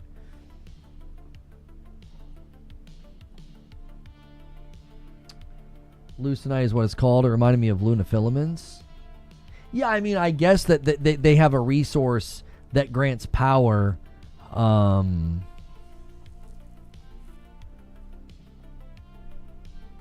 I don't know. I don't know if they're similar in that regard. Like, in this game, the way the corporation's behaving, like, I didn't get that vibe nearly as much.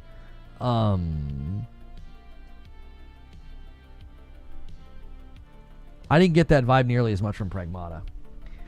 The corporation was doing illegal stuff on the moon with the Lunafilament. Right, that's what I mean. It's different. I'm trying not to spoil Pragmata, but I didn't feel like Pragmata was like, oh yeah, just go get the resources. We don't care about the people. Like, Soltari in SAROS is literally like, the resources matter more than the people. We don't care if people die. Like, they flat out say it. I don't think Pragmata and SAROS have similar stories, like, at all.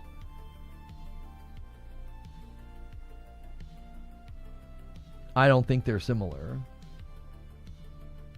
I think refund DRM is an excuse. How does that make any sense when you literally cannot get a refund if you download the game? So no exploit being fixed. Literally no way to play or even download. People were telling me that they were getting refunds. So I don't think it's an excuse. I think it's literally been in place this entire time.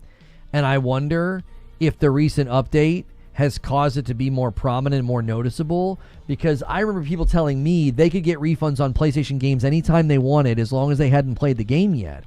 And then I tried and they're like, no, you downloaded it. And I was like, what? I was like, but you can see I haven't played it. And they're like, no, but you downloaded it. And I think it's because that's a loophole. You could download the game, set the PlayStation to offline, unplug it, and then you could play it after you've refunded it.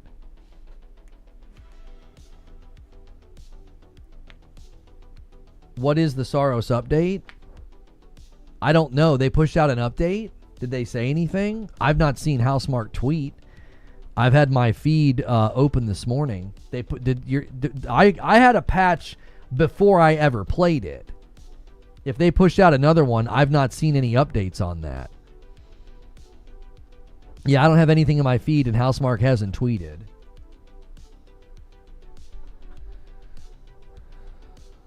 I'm not saying it's exactly the same, but they both go to planets for resources. Oh, the day one patch? Yeah, the day one patch, I don't think they provided any patch notes for. We don't know what it did.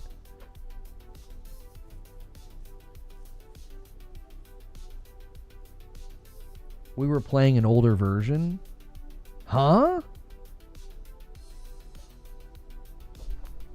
Are you telling me there's another patch? Because I only downloaded the one, but the one that I downloaded, it downloaded before I even booted up the game. Like, I turned on my PlayStation and it said that it had downloaded an update for SAROS.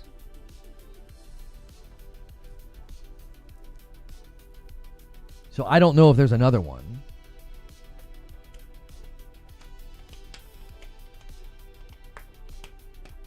You just got a patch an hour ago? The game got patched twice before the 28th.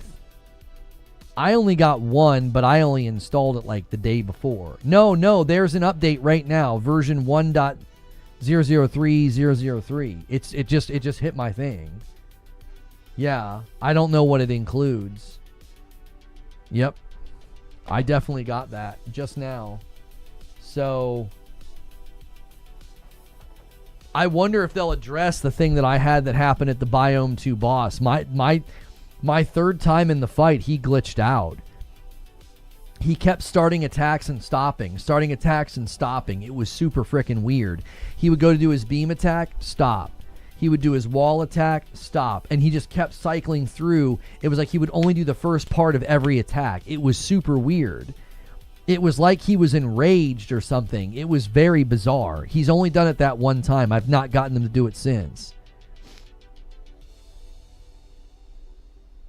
Yeah, day one it ended in 2. Yeah, I've got I don't know, 7 or 8 hours in the game, and I just got an update just now. Thinking of buying SAROS and jumping in. I loved Returnal, but was too hard. I've got 20, 30 hours out of it. I'm here to tell you that if you thought Returnal was too hard, I don't know if you're going to like SAROS that much. SAROS is not easy. It isn't. This oh, it's easier thing is being touted by people with hundreds of hours in Returnal. Like, I don't know. Were you staggering him? No.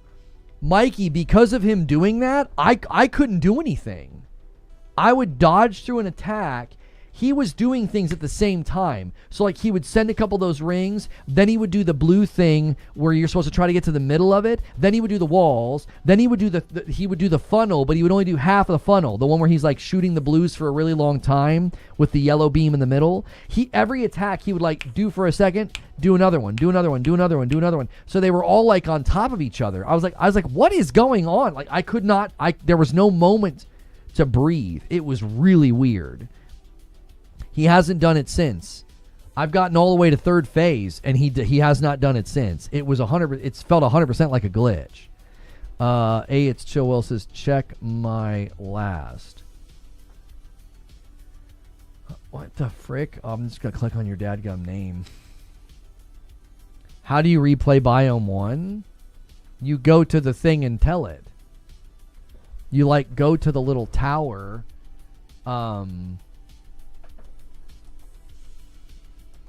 You go to a little guy, and you load it, don't you?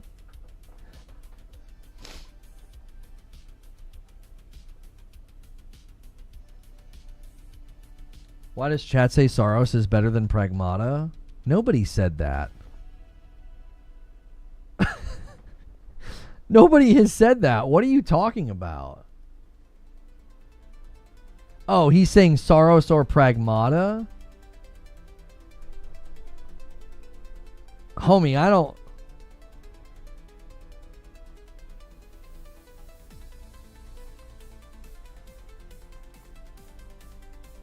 Oh, it won't let me.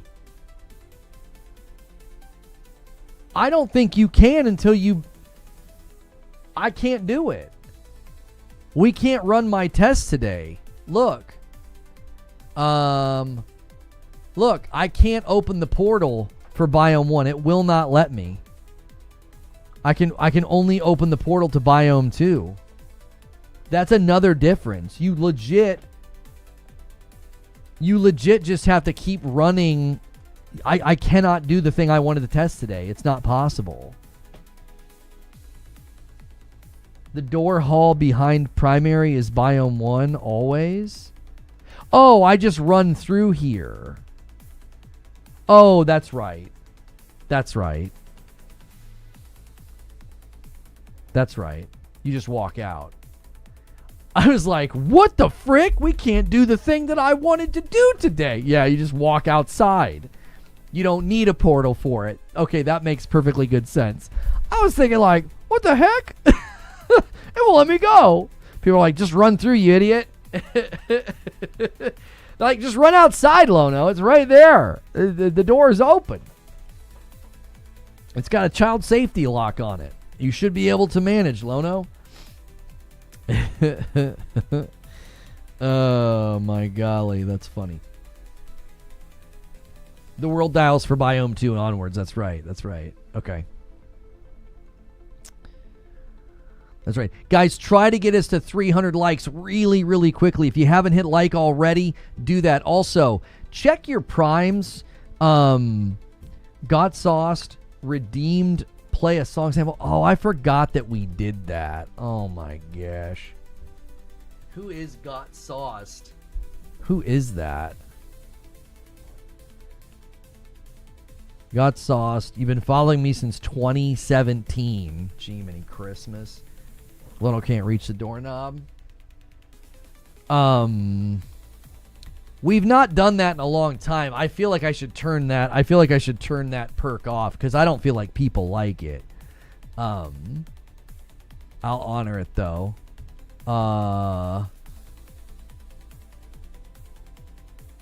I can't even think of the last. I've not been making music for a while. I've got a bunch of lyrics that I want to use for some new stuff. I think the deep is like one of my best. So like lately, I don't even know. Does this work?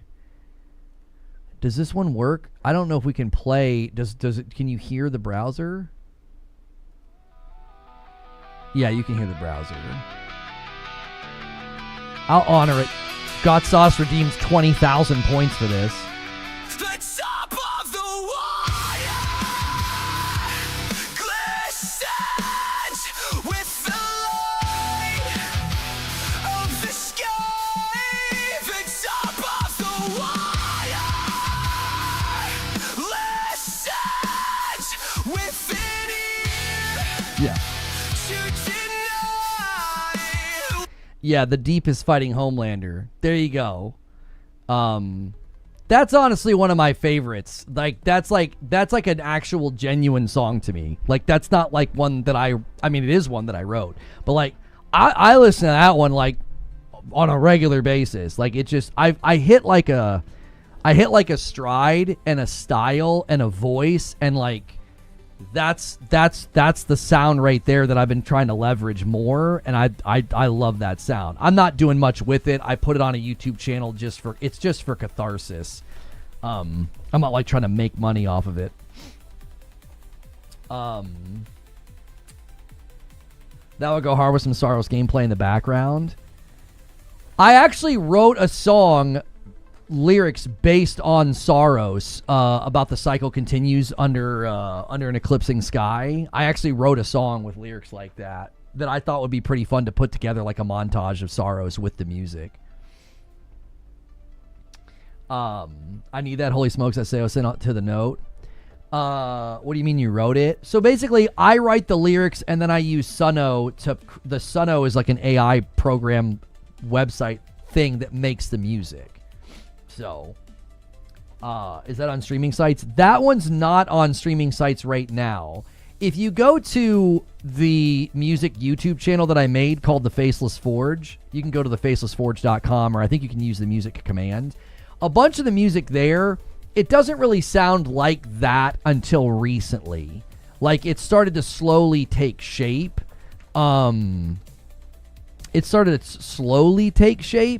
And so I think the recent album I put on there is The Reckoning Rising, and that's the closest to that sound.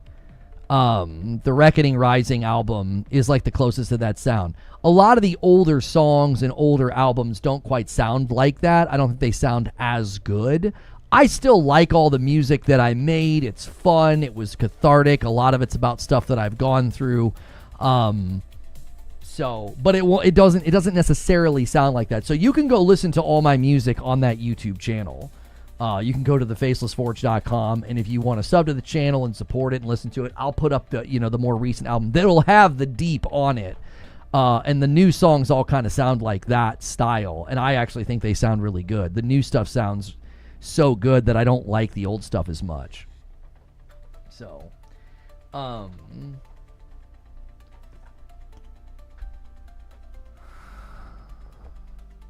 was wondering if it's better to beeline back to the boss or fight the long way. I don't know. We're going to run some experiments today. Are you going to stream SAROS today with that experiment? Yeah, I'm going to stream it today. Yeah. And if you guys could quickly, everybody double check. The like count didn't really move. Everybody double check that you've hit that like button. Let's try to get to 300 likes really, really quickly. That will help us out. I want people to kind of see this stream and like see the beginning and stuff. I spent 10 hours getting through second biome and under 5 hours on the first. It's pretty hard. I thought you had a link. I think it's just music. Is this it? The Faceless Forge? No, I don't have a Twitch channel for it. Is it? Do we have? Yeah, there it is. There's a music command. Oops.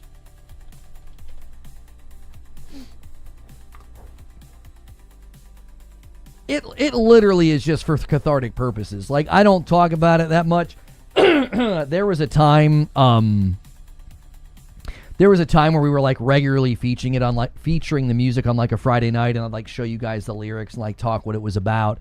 And I don't know. People seemed to they thought it was cool, and then it wasn't cool anymore, or I think people were just kind of maybe feeling differently about all the stuff with AI or something. Like, again, I am not trying to do anything with it. I literally do it for me. Apparently there's a level 15 rifle in Biome 1 where the boss key is found.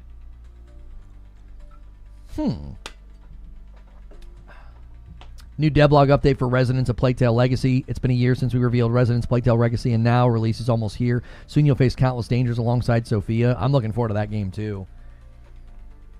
Come on, Lono, it's SAROS time. Let's get 300 likes and I'll do it. I got to schedule it anyway. So yeah, little different week this week. I'm not sure what we'll do tomorrow, because I think what we're going to want to do is probably do second segment SAROS gameplay until I've beaten the game. At least that's my tentative plan right now. I am... let me do it over here. I am still working on guests and things like that, but we are on the policy of not telling you guys when that stuff will happen. So you'll just have to make sure that you're here as often as you possibly can be, if you want to not miss out on that stuff. And I think you'll be excited on some of the stuff that we're cooking up. And if you're watching this later as a past broadcast, or you're watching it now live, we are continuing to put this out there, but if you like the content and you want the content to keep happening, that member count is the primary thing that we rely on. So consider $5 a month as a member. That supports me, that supports the channel, and keeps things going. We would really, really like to get to a place where we're not so dependent upon gifted members. And the way to get there is by having lots of people picking up their own membership at $5. Week to week, it's mostly gifteds, and we would love to see that slowly turn over time. Okay. Biome 2 today. That is the goal.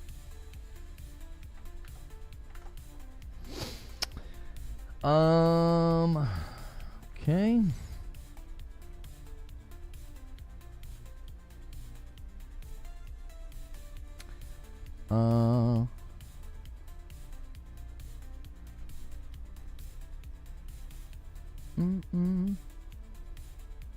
Yes, he covered it. What if somebody asked me to cover? Have you covered the potential DRM situation? T-Bone, I've not officially covered it with like a video or a segment because I was waiting for more information. It turns out it's been largely debunked. It apparently is almost entirely related to a refund loophole, and after the first month, it's not something that you need to continue doing. Somebody looked into it and discovered there is some sort of a 14-day refund window, that there was some kind of a loophole. I think this is why whenever I went to refund Elden Ring Night Rain, they were like sticklers, and they were like, no, you downloaded the game. And I'm like, yep, but I haven't played it. Elden Ring Night Rain should have made an exception because it's like, it's an online game. But conceivably, you could buy a game, install it, unplug the PlayStation and set it as the offline PlayStation, and then refund it, and you'd be able to play the game. So I got the checking license notice this morning when I started up SAROS. Yeah, I don't know if PlayStation's going to come out and speak formally to it, but that's the current discovery, and that's the current, I would call like debunking, is that people are like, there's some kind of a refund loophole that it's designed to prevent. Now, obviously, I would hope that would mean they would move towards just letting us straight up refund games under a certain window of time. Can you play Night Rain solo? I don't even know. Can you play Night Rain offline? Maybe you can. Maybe that's why they wouldn't let me refund it. I don't know. Just a false alarm? Yes. At this juncture, T-Bone, it seems like a false alarm. It seems like a false alarm. Like, I was of the opinion that I didn't like it, and I didn't want people's libraries to get locked down, but I said the problem is you're not going to get enough people to rally against it because nobody really knows it's happening. Like, the average consumer is not going to realize, oh man, they just locked down my library. The average consumer is not going to go without internet for 30 straight days. So I was not in support of it, and I was critical of it. But then at the same time, I was like, you're never going to get enough consumers to complain. Like, a very, very small percentage of consumers will ever be affected by it. Well, it turns out it was a false alarm. What universe franchise is SAROS a part of? I've never heard of it. Is it a Souls game? It is not a Souls game. It's a brand new IP, and it's built on sort of the backbone and the movements and systems within the game called Returnal. But they are separate games, universes, and stories. But it's kind of like how Elden Ring was a new IP, but built on basically like the move sets and the systems and the internals of Dark Souls. It's kind of like that, sort of. Like the way you move and dodge and shoot and rogue mechanics of Returnal are sort of the foundation for SAROS. GameStop was quick to jump on. You don't need to connect when you got the disc. Yeah, I saw that. PlayStation never really communicates that kind of stuff. Yeah, I mean, people were upset about that. They're like, well, why don't they officially say something? And I'm like, listen, if Xbox talks too much, I think it's pretty obvious that PlayStation talks too little, you know? That tends to be where I land on it. PlayStation doesn't say enough. The PlayStation Plus games for May have been revealed. Wu Chang, Football Club 26, and Nine Souls. You guys should definitely check out Nine Souls if you like platformers, if you like Sekiro. We are aware of the Xbox Series X players are unable to launch select backwards compatible 360 games, and our team's actively investigating. Looks like Xbox is having an issue too, but it's a problem that they're going to fix.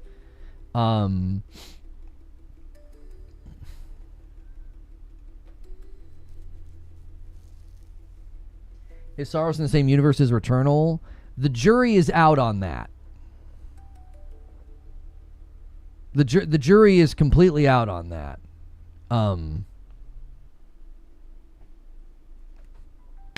I don't think so. I think they've basically said they're not, but I think maybe they've recently answered that question in a way where, like, I think the door is open for them to be connected somehow. Because, like, the one guy was like, we'd prefer we'd prefer people kind of discover that on their own. So, and if you guys, again, are enjoying the show on YouTube, do me a quick favor and hit that like button. Try to get us to 300 likes. We're sitting at 280 likes. We just need 20 more. You lurkers, take a quick second to make sure you've gone through that. Thoughts on the new Xbox CEO? She sounds like she's doing a great job.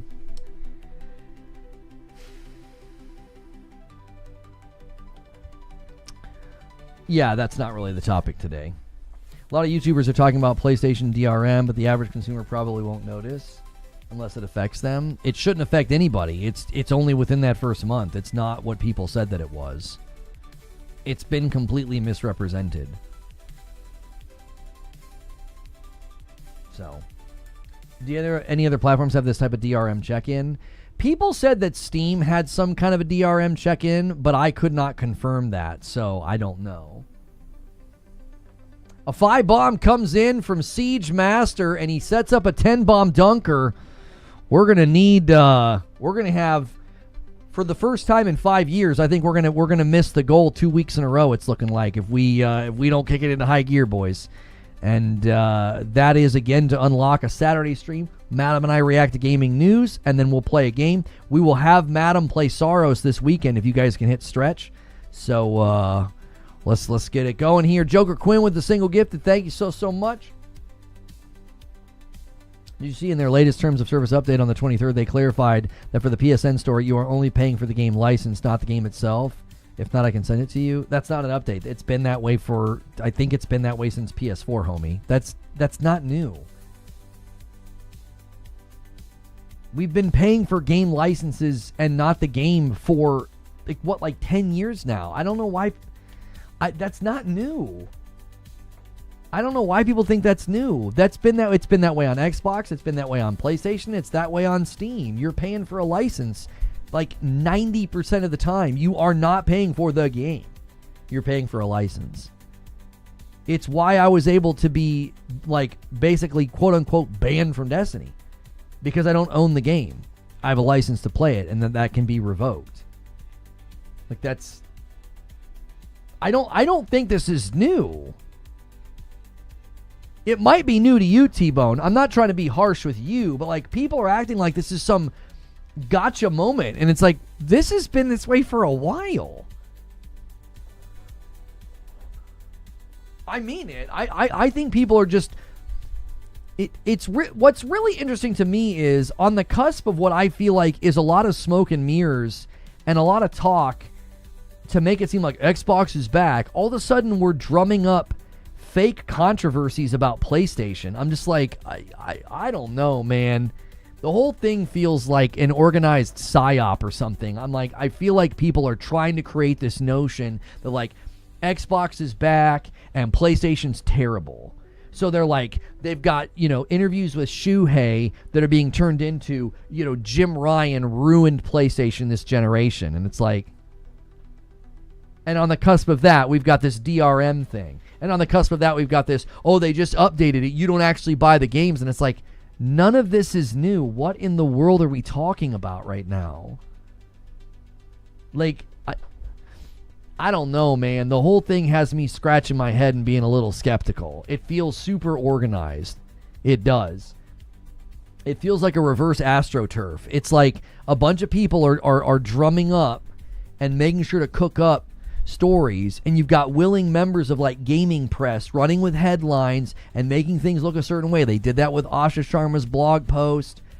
I don't know. The whole thing makes me very suspicious. It just doesn't feel genuine. There's something odd. The whole thing makes me suspicious. We watched AstroTurfing happen all throughout ABK trial and all throughout, the demonization of exclusives. That it all felt super organized. It didn't feel genuine. It felt so fake. And now the whisper and the whiff of exclusives, and now all of a sudden people are back on exclusives. We should go back to exclusives. And then we're drumming up weird stories about PlayStation. I don't know, dude.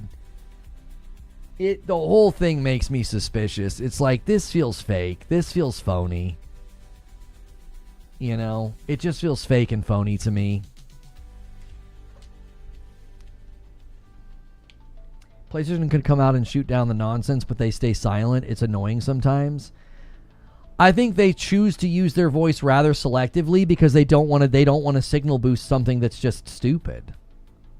Again, this is a clarification, and in many people see this as a step to push back against Stop Killing Games push. I just don't know, T-Bone. I just don't know. We've literally not been buying games for a decade. We've been buying licenses for a decade. I just don't know. I don't. It all feels manufactured. This all feels fake and phony to me. It doesn't feel real. It doesn't feel real. It's it's in the way. I'm always so suspicious of this kind of thing because I sat back and I watched it happen with the ABK coverage. I watch press outlets spin things and misquote Sony earnings calls. I watch press outlets run Defense Force and damage control for Microsoft, cheering for an unprecedented acquisition as if it was going to be better for the consumer. It hasn't been better for the consumer. It drove up the cost of Game Pass twice. Well, then they lowered it so they could price anchor. And now Call of Duty's not even going to hit it day and date. The door's open for games not to hit day and date. And they're all running Defense Force for the brand. And then in the wake of that, we're like, there's a DRM thing. What? No, it's to prevent a loophole with refunds. They updated their TOS. You don't actually buy the game. It's just a license. Yeah, it's been that way for a while. It's that way on Steam. It's that way on Xbox. It's that way on Nintendo. You don't own the game. You own a license.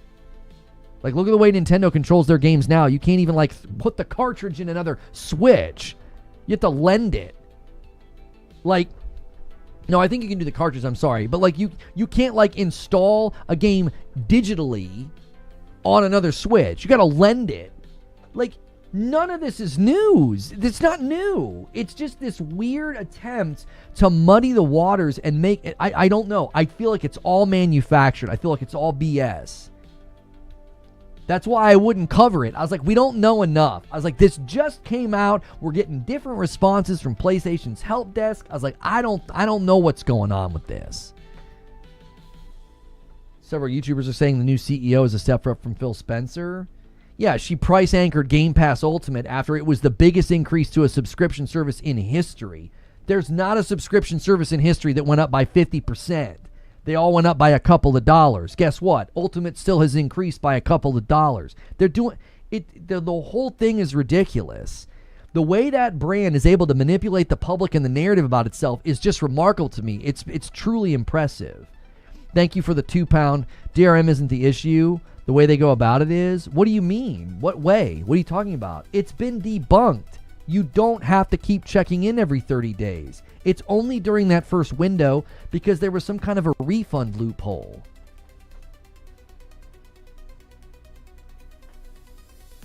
Forget Me Not with a $2 super chat says, I hope SAROS sells well enough for Sony. Thank you for the 2 spot. It's not even a thing. It's fake. It's phony. It's a fake story.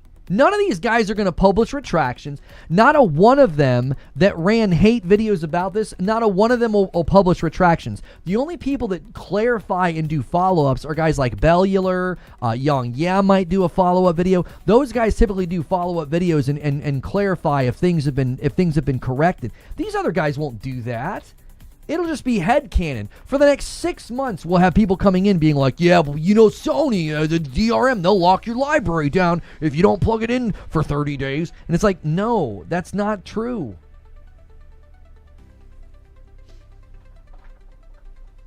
I'm still waiting for the actual cause, not speculation. No, a guy looked into it. It's because of a refund loophole. Hello from France. Hello to France. Sony should just be clear and put out a tweet to put this argument to bed. I've got inside baseball on that. They don't like to update the public on these things because they're closing refund loopholes, piracy loopholes, or game sharing loopholes. They don't tell the public they're doing that.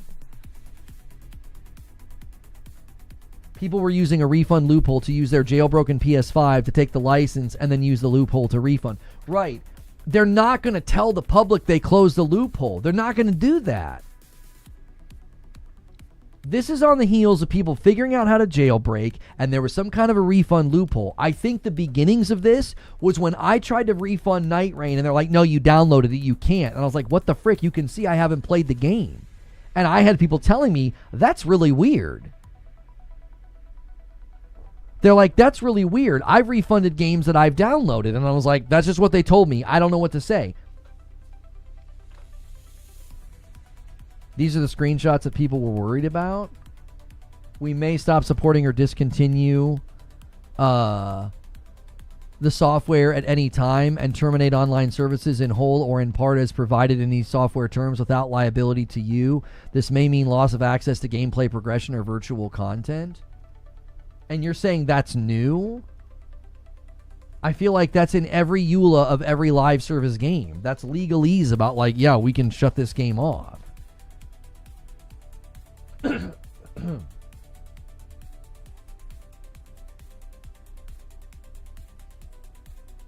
That just feels like standard affair to me, T-Bone. A live service game is going to be like, listen, we may shut services off to this. And I understand that that's what Stop Killing Games is trying to push against, and we talked about this yesterday. Any small AA or indie studio that wants to do like a co-op game like that game Far Far West, they're going to have to adhere to these new policies if they get passed. So if that gets passed, like every single co-op multiplayer-based game, regardless of team size, they're going to have to adhere to those policies unless they get grandfathered in. Like if your game's like mid-development, you can get grandfathered in or something. So the DRM's temporary license till your purchase is verified, and then the license is yours forever, and you can play games offline. That's exactly right. That's exactly right. My wife's PlayStation has been an offline PlayStation for who knows how long. And if it sits for 30 days, it'll be just fine. It'll be able to play those games just fine. It was a complete... What's good, Chrono? Thank you so much for the raid over there on Twitch. It was a completely exaggerated story. It is not real, but it got turned into one, and nobody's going to publish retractions. They won't publish update videos being like, hey, I was wrong about this. They're happy to put forth falsehood and lies and mislead the public. They'll do it willingly, and they'll make a ton of ad revenue doing it. The policy won't be immediate, though, so it isn't even an issue. It'll be like, what in the next 12, 24, 36 months, anything new developed needs to fall within the new framework. Yeah, and that's a cascade of that's a cascade of absurdity. You're going to ask the entire global economic development world to do this thing. So any team, 2-man team, 20-man team, indie AA studio, if your game has online components, you have to make sure your game adheres to the law. If that law becomes like, oh yeah, this is what you have to do. Every single team of every size has to adhere to it. I think it is going to cause a cascade of problems that are unforeseen at this moment because people don't quite understand the degree to which this will be disruptive. If you're a small team working on something like Far Far West and your game's not out yet and this becomes law, then you ship and you're not in line with it, well, you won't be able to ship in that region. You'll have to be able to have an offline mode, or you'll have to build it with the ability to hand off dedicated servers. I get why people want it. I think it's well intended. I think it's an extreme ask of every studio in the world to do if there's any kind of an online component. You've got 2+ years, whatever you started hearing complying, I don't see an issue. I see an enormous issue because it can cause a cascade of cost and developmental bottlenecks to suddenly be like, you got to rebuild your game to adhere to these policies. If you weren't building your game like that from jump and now you have to, imagine a team that's like starting to run out of money and it's almost time to ship, suddenly having to do this. Like, it's not that simple. Everybody thinks this is a wand wave. Everybody thinks this is a wand wave. Like, yeah, just put that in your game. Just make an offline mode. And if you can't, just build it so it can work with dedicated servers that somebody else can run. What? What if it interacts with listen servers for matchmaking?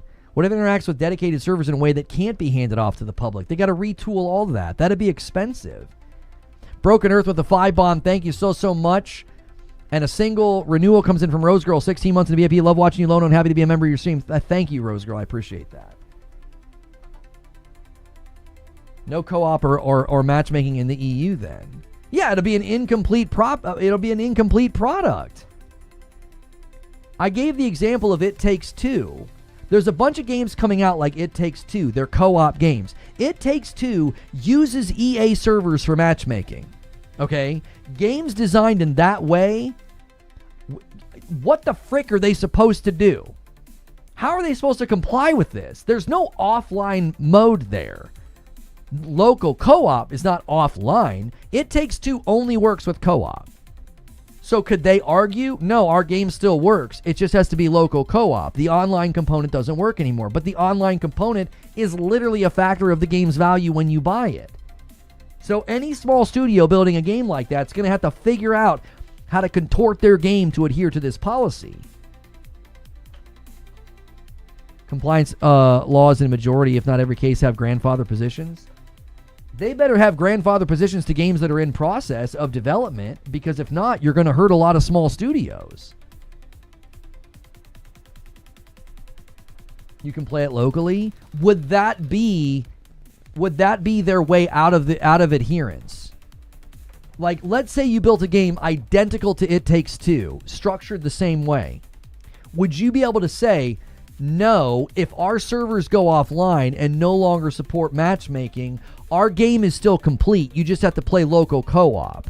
That's quote unquote the offline mode? Would that be their way out? Or would the existence of online at launch mean that must be maintained in some way?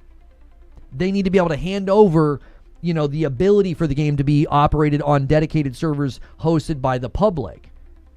Which is it? We don't know. These are the questions that need to be asked because there are so many games coming out like this. Far, Far West is just one of the recent games to come out that is similar to Helldivers, small team. It's going to require online. What the heck does a team that size have to do? Did they have to retool their entire game? Did they have to retool it to be offline? Do they have to retool it to hand over dedicated server abilities to the public? If they have to do that, you're going to see a lot of teams go, we didn't build our game for that. What do we do now? These are questions that need to be answered. Oh, it's grandfathered if the game's already out. I'm not talking about that. I'm talking about games that are in development right now. There are thousands of studios in the world. You can't just sweep this over the entire global economic structure of development and be like, it's fine, just do it. It's like, what? Well, what are these studios supposed to do if they're mid-dev? And that will set them back an entire year because they got to go back and retool everything. With provisions providing for anywhere from 2 to plus 5 years for compliance. Yeah, if they give you like 2 to 5 years to comply, that still doesn't answer the fact that certain teams would then have to spend more money. They're literally like, let's say they have to go back to the drawing board. They lose like an entire year of development. They're like, we didn't structure anything to work like that. If it sets them back a year, who's footing that bill? Why would the average SAROS player not have played Returnal? I'm early in the video, but this is weird logic. It's not weird logic, as many people have said that it's easier and more approachable. So wouldn't that mean that then people might think, hey, I didn't really jive with Returnal. I couldn't really get into Returnal. It was too hard for me.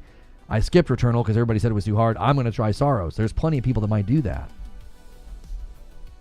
SAROS will probably sell more copies than Returnal. Logically speaking, that would mean there are people buying it they're buying SAROS that didn't buy Returnal. I think there are people that'll do that. The law would be passed and would give years before taking effect, and it would take effect in like 5 years, and still be like, only game starting production after this date. If you could get allowance to be like, we're mid-development, we can't do that, that's great. If they have to literally retool their game and spend more money as a small studio, that could be deadly to them. That could be a death sentence. They could be like, we're 3 years in. We can't go back and do that. We don't have the money for that. You're going to set us back. Now, if they get a pass, if you're mid-development and you can do some kind of like write a letter and they say, okay, proof of development has already started, proof of whatever, then you don't have to do it. So then if development starts on a game after, well, it wouldn't set you back. You would just know from beginning you've got to do this. Now, it might make some studios say, well, we're not going to build the game then because that's not something that we're in power to do. Our game won't work with an offline mode as we've conceived of it, and we can't set it up to have dedicated servers. It was going to be peer-to-peer. Therefore, game dies once the listen servers shut down or something. There's already provisions for compliance laws with many such historical precedents. I think the big publishers are going to fight it, which might be the main reason it doesn't pass. If the big publishers fight it hard enough, because they've got the legal means to fight it. I mean, they got a lot of money, because they don't want to increase costs at any level. They hate that. Rising dev costs are a huge problem across the board. And publishers are going to be like, they're not going to take this without a fight. People play games that haven't played the previous versions all the time. Yeah, that's really common, actually. So, all right, I need a brief break. Do me a favor and go crazy on the like button. When I get back, we're gonna switch gears. We're gonna switch gears. I don't want to go through this again. I think people are overestimating just how easy it's going to be for this to pass. I'm in support of it, but I think it's going to hurt. It's going to potentially hurt smaller studios. And I also think bigger studios are going to be more prone to fight it, which means it still might have to get adjusted or completely start over if it gets blocked in some way. So I don't think it's going to go through without a hitch. I think there's going to be a significant amount of challenge lobbied against it. So, all right, I'll be right back. Don't go anywhere.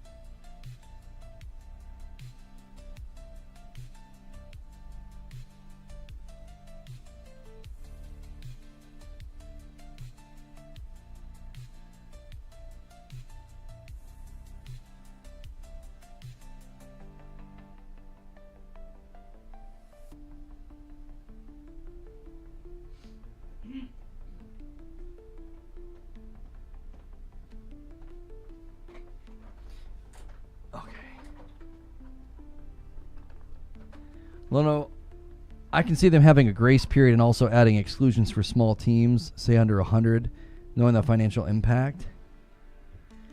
Yeah, the problem with that Hattigan is like, the minute you start giving loopholes, the big studios will be like, oh, we only had 100 people working on it. They'll create like subsidiaries within the companies to be like, oh yeah, that team was a small team. You know what I mean? It'll be layered and nuanced.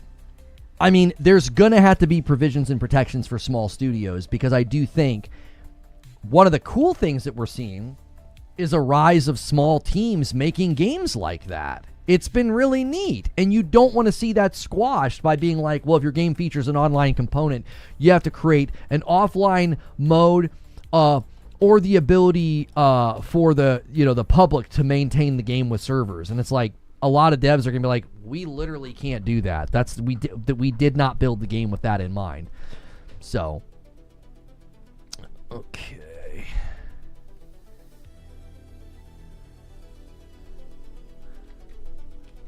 Biome 2 and testing things. All right.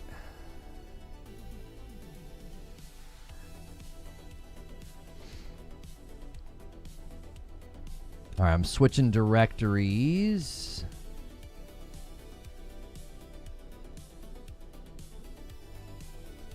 Edit analytics.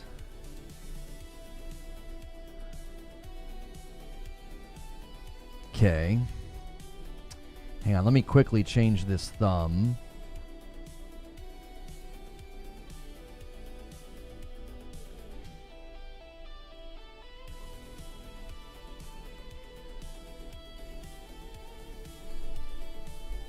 Okay.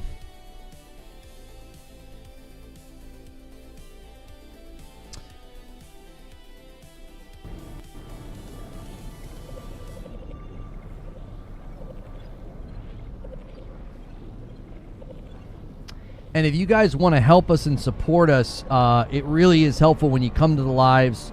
When you come to the new lives, you hit like, hang out for a little bit. I know a lot of you guys don't want spoilers. That's totally fine. But also, like count, member count, all those things. So thank you guys for keep the 300 like count hitting over here on this video. And then we're going to be starting a new one as well. We're going to be doing an experiment with Biome 2.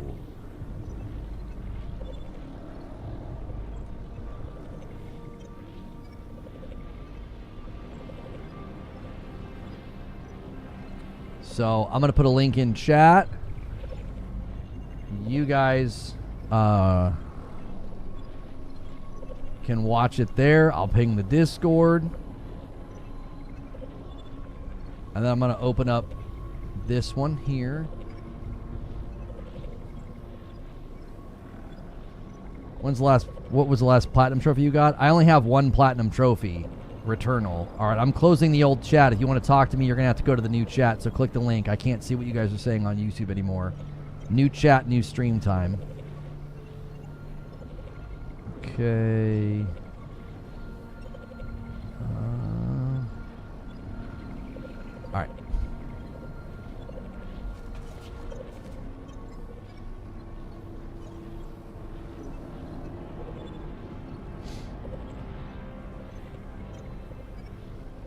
Thank you so much for checking out this video. This is going to be SAROS gameplay Biome 2, but with a twist. We're going to experiment with some things, and I want to beat Biome 2 today, but I think there might be a better way of doing it than just jumping to it every single time, and maybe this will help you out. We're also going to test out the punching of the corrupted projectiles. It's a mechanic that they do not explain, and we saw it in a tip video from Boomstick Gaming. Shout out to that video.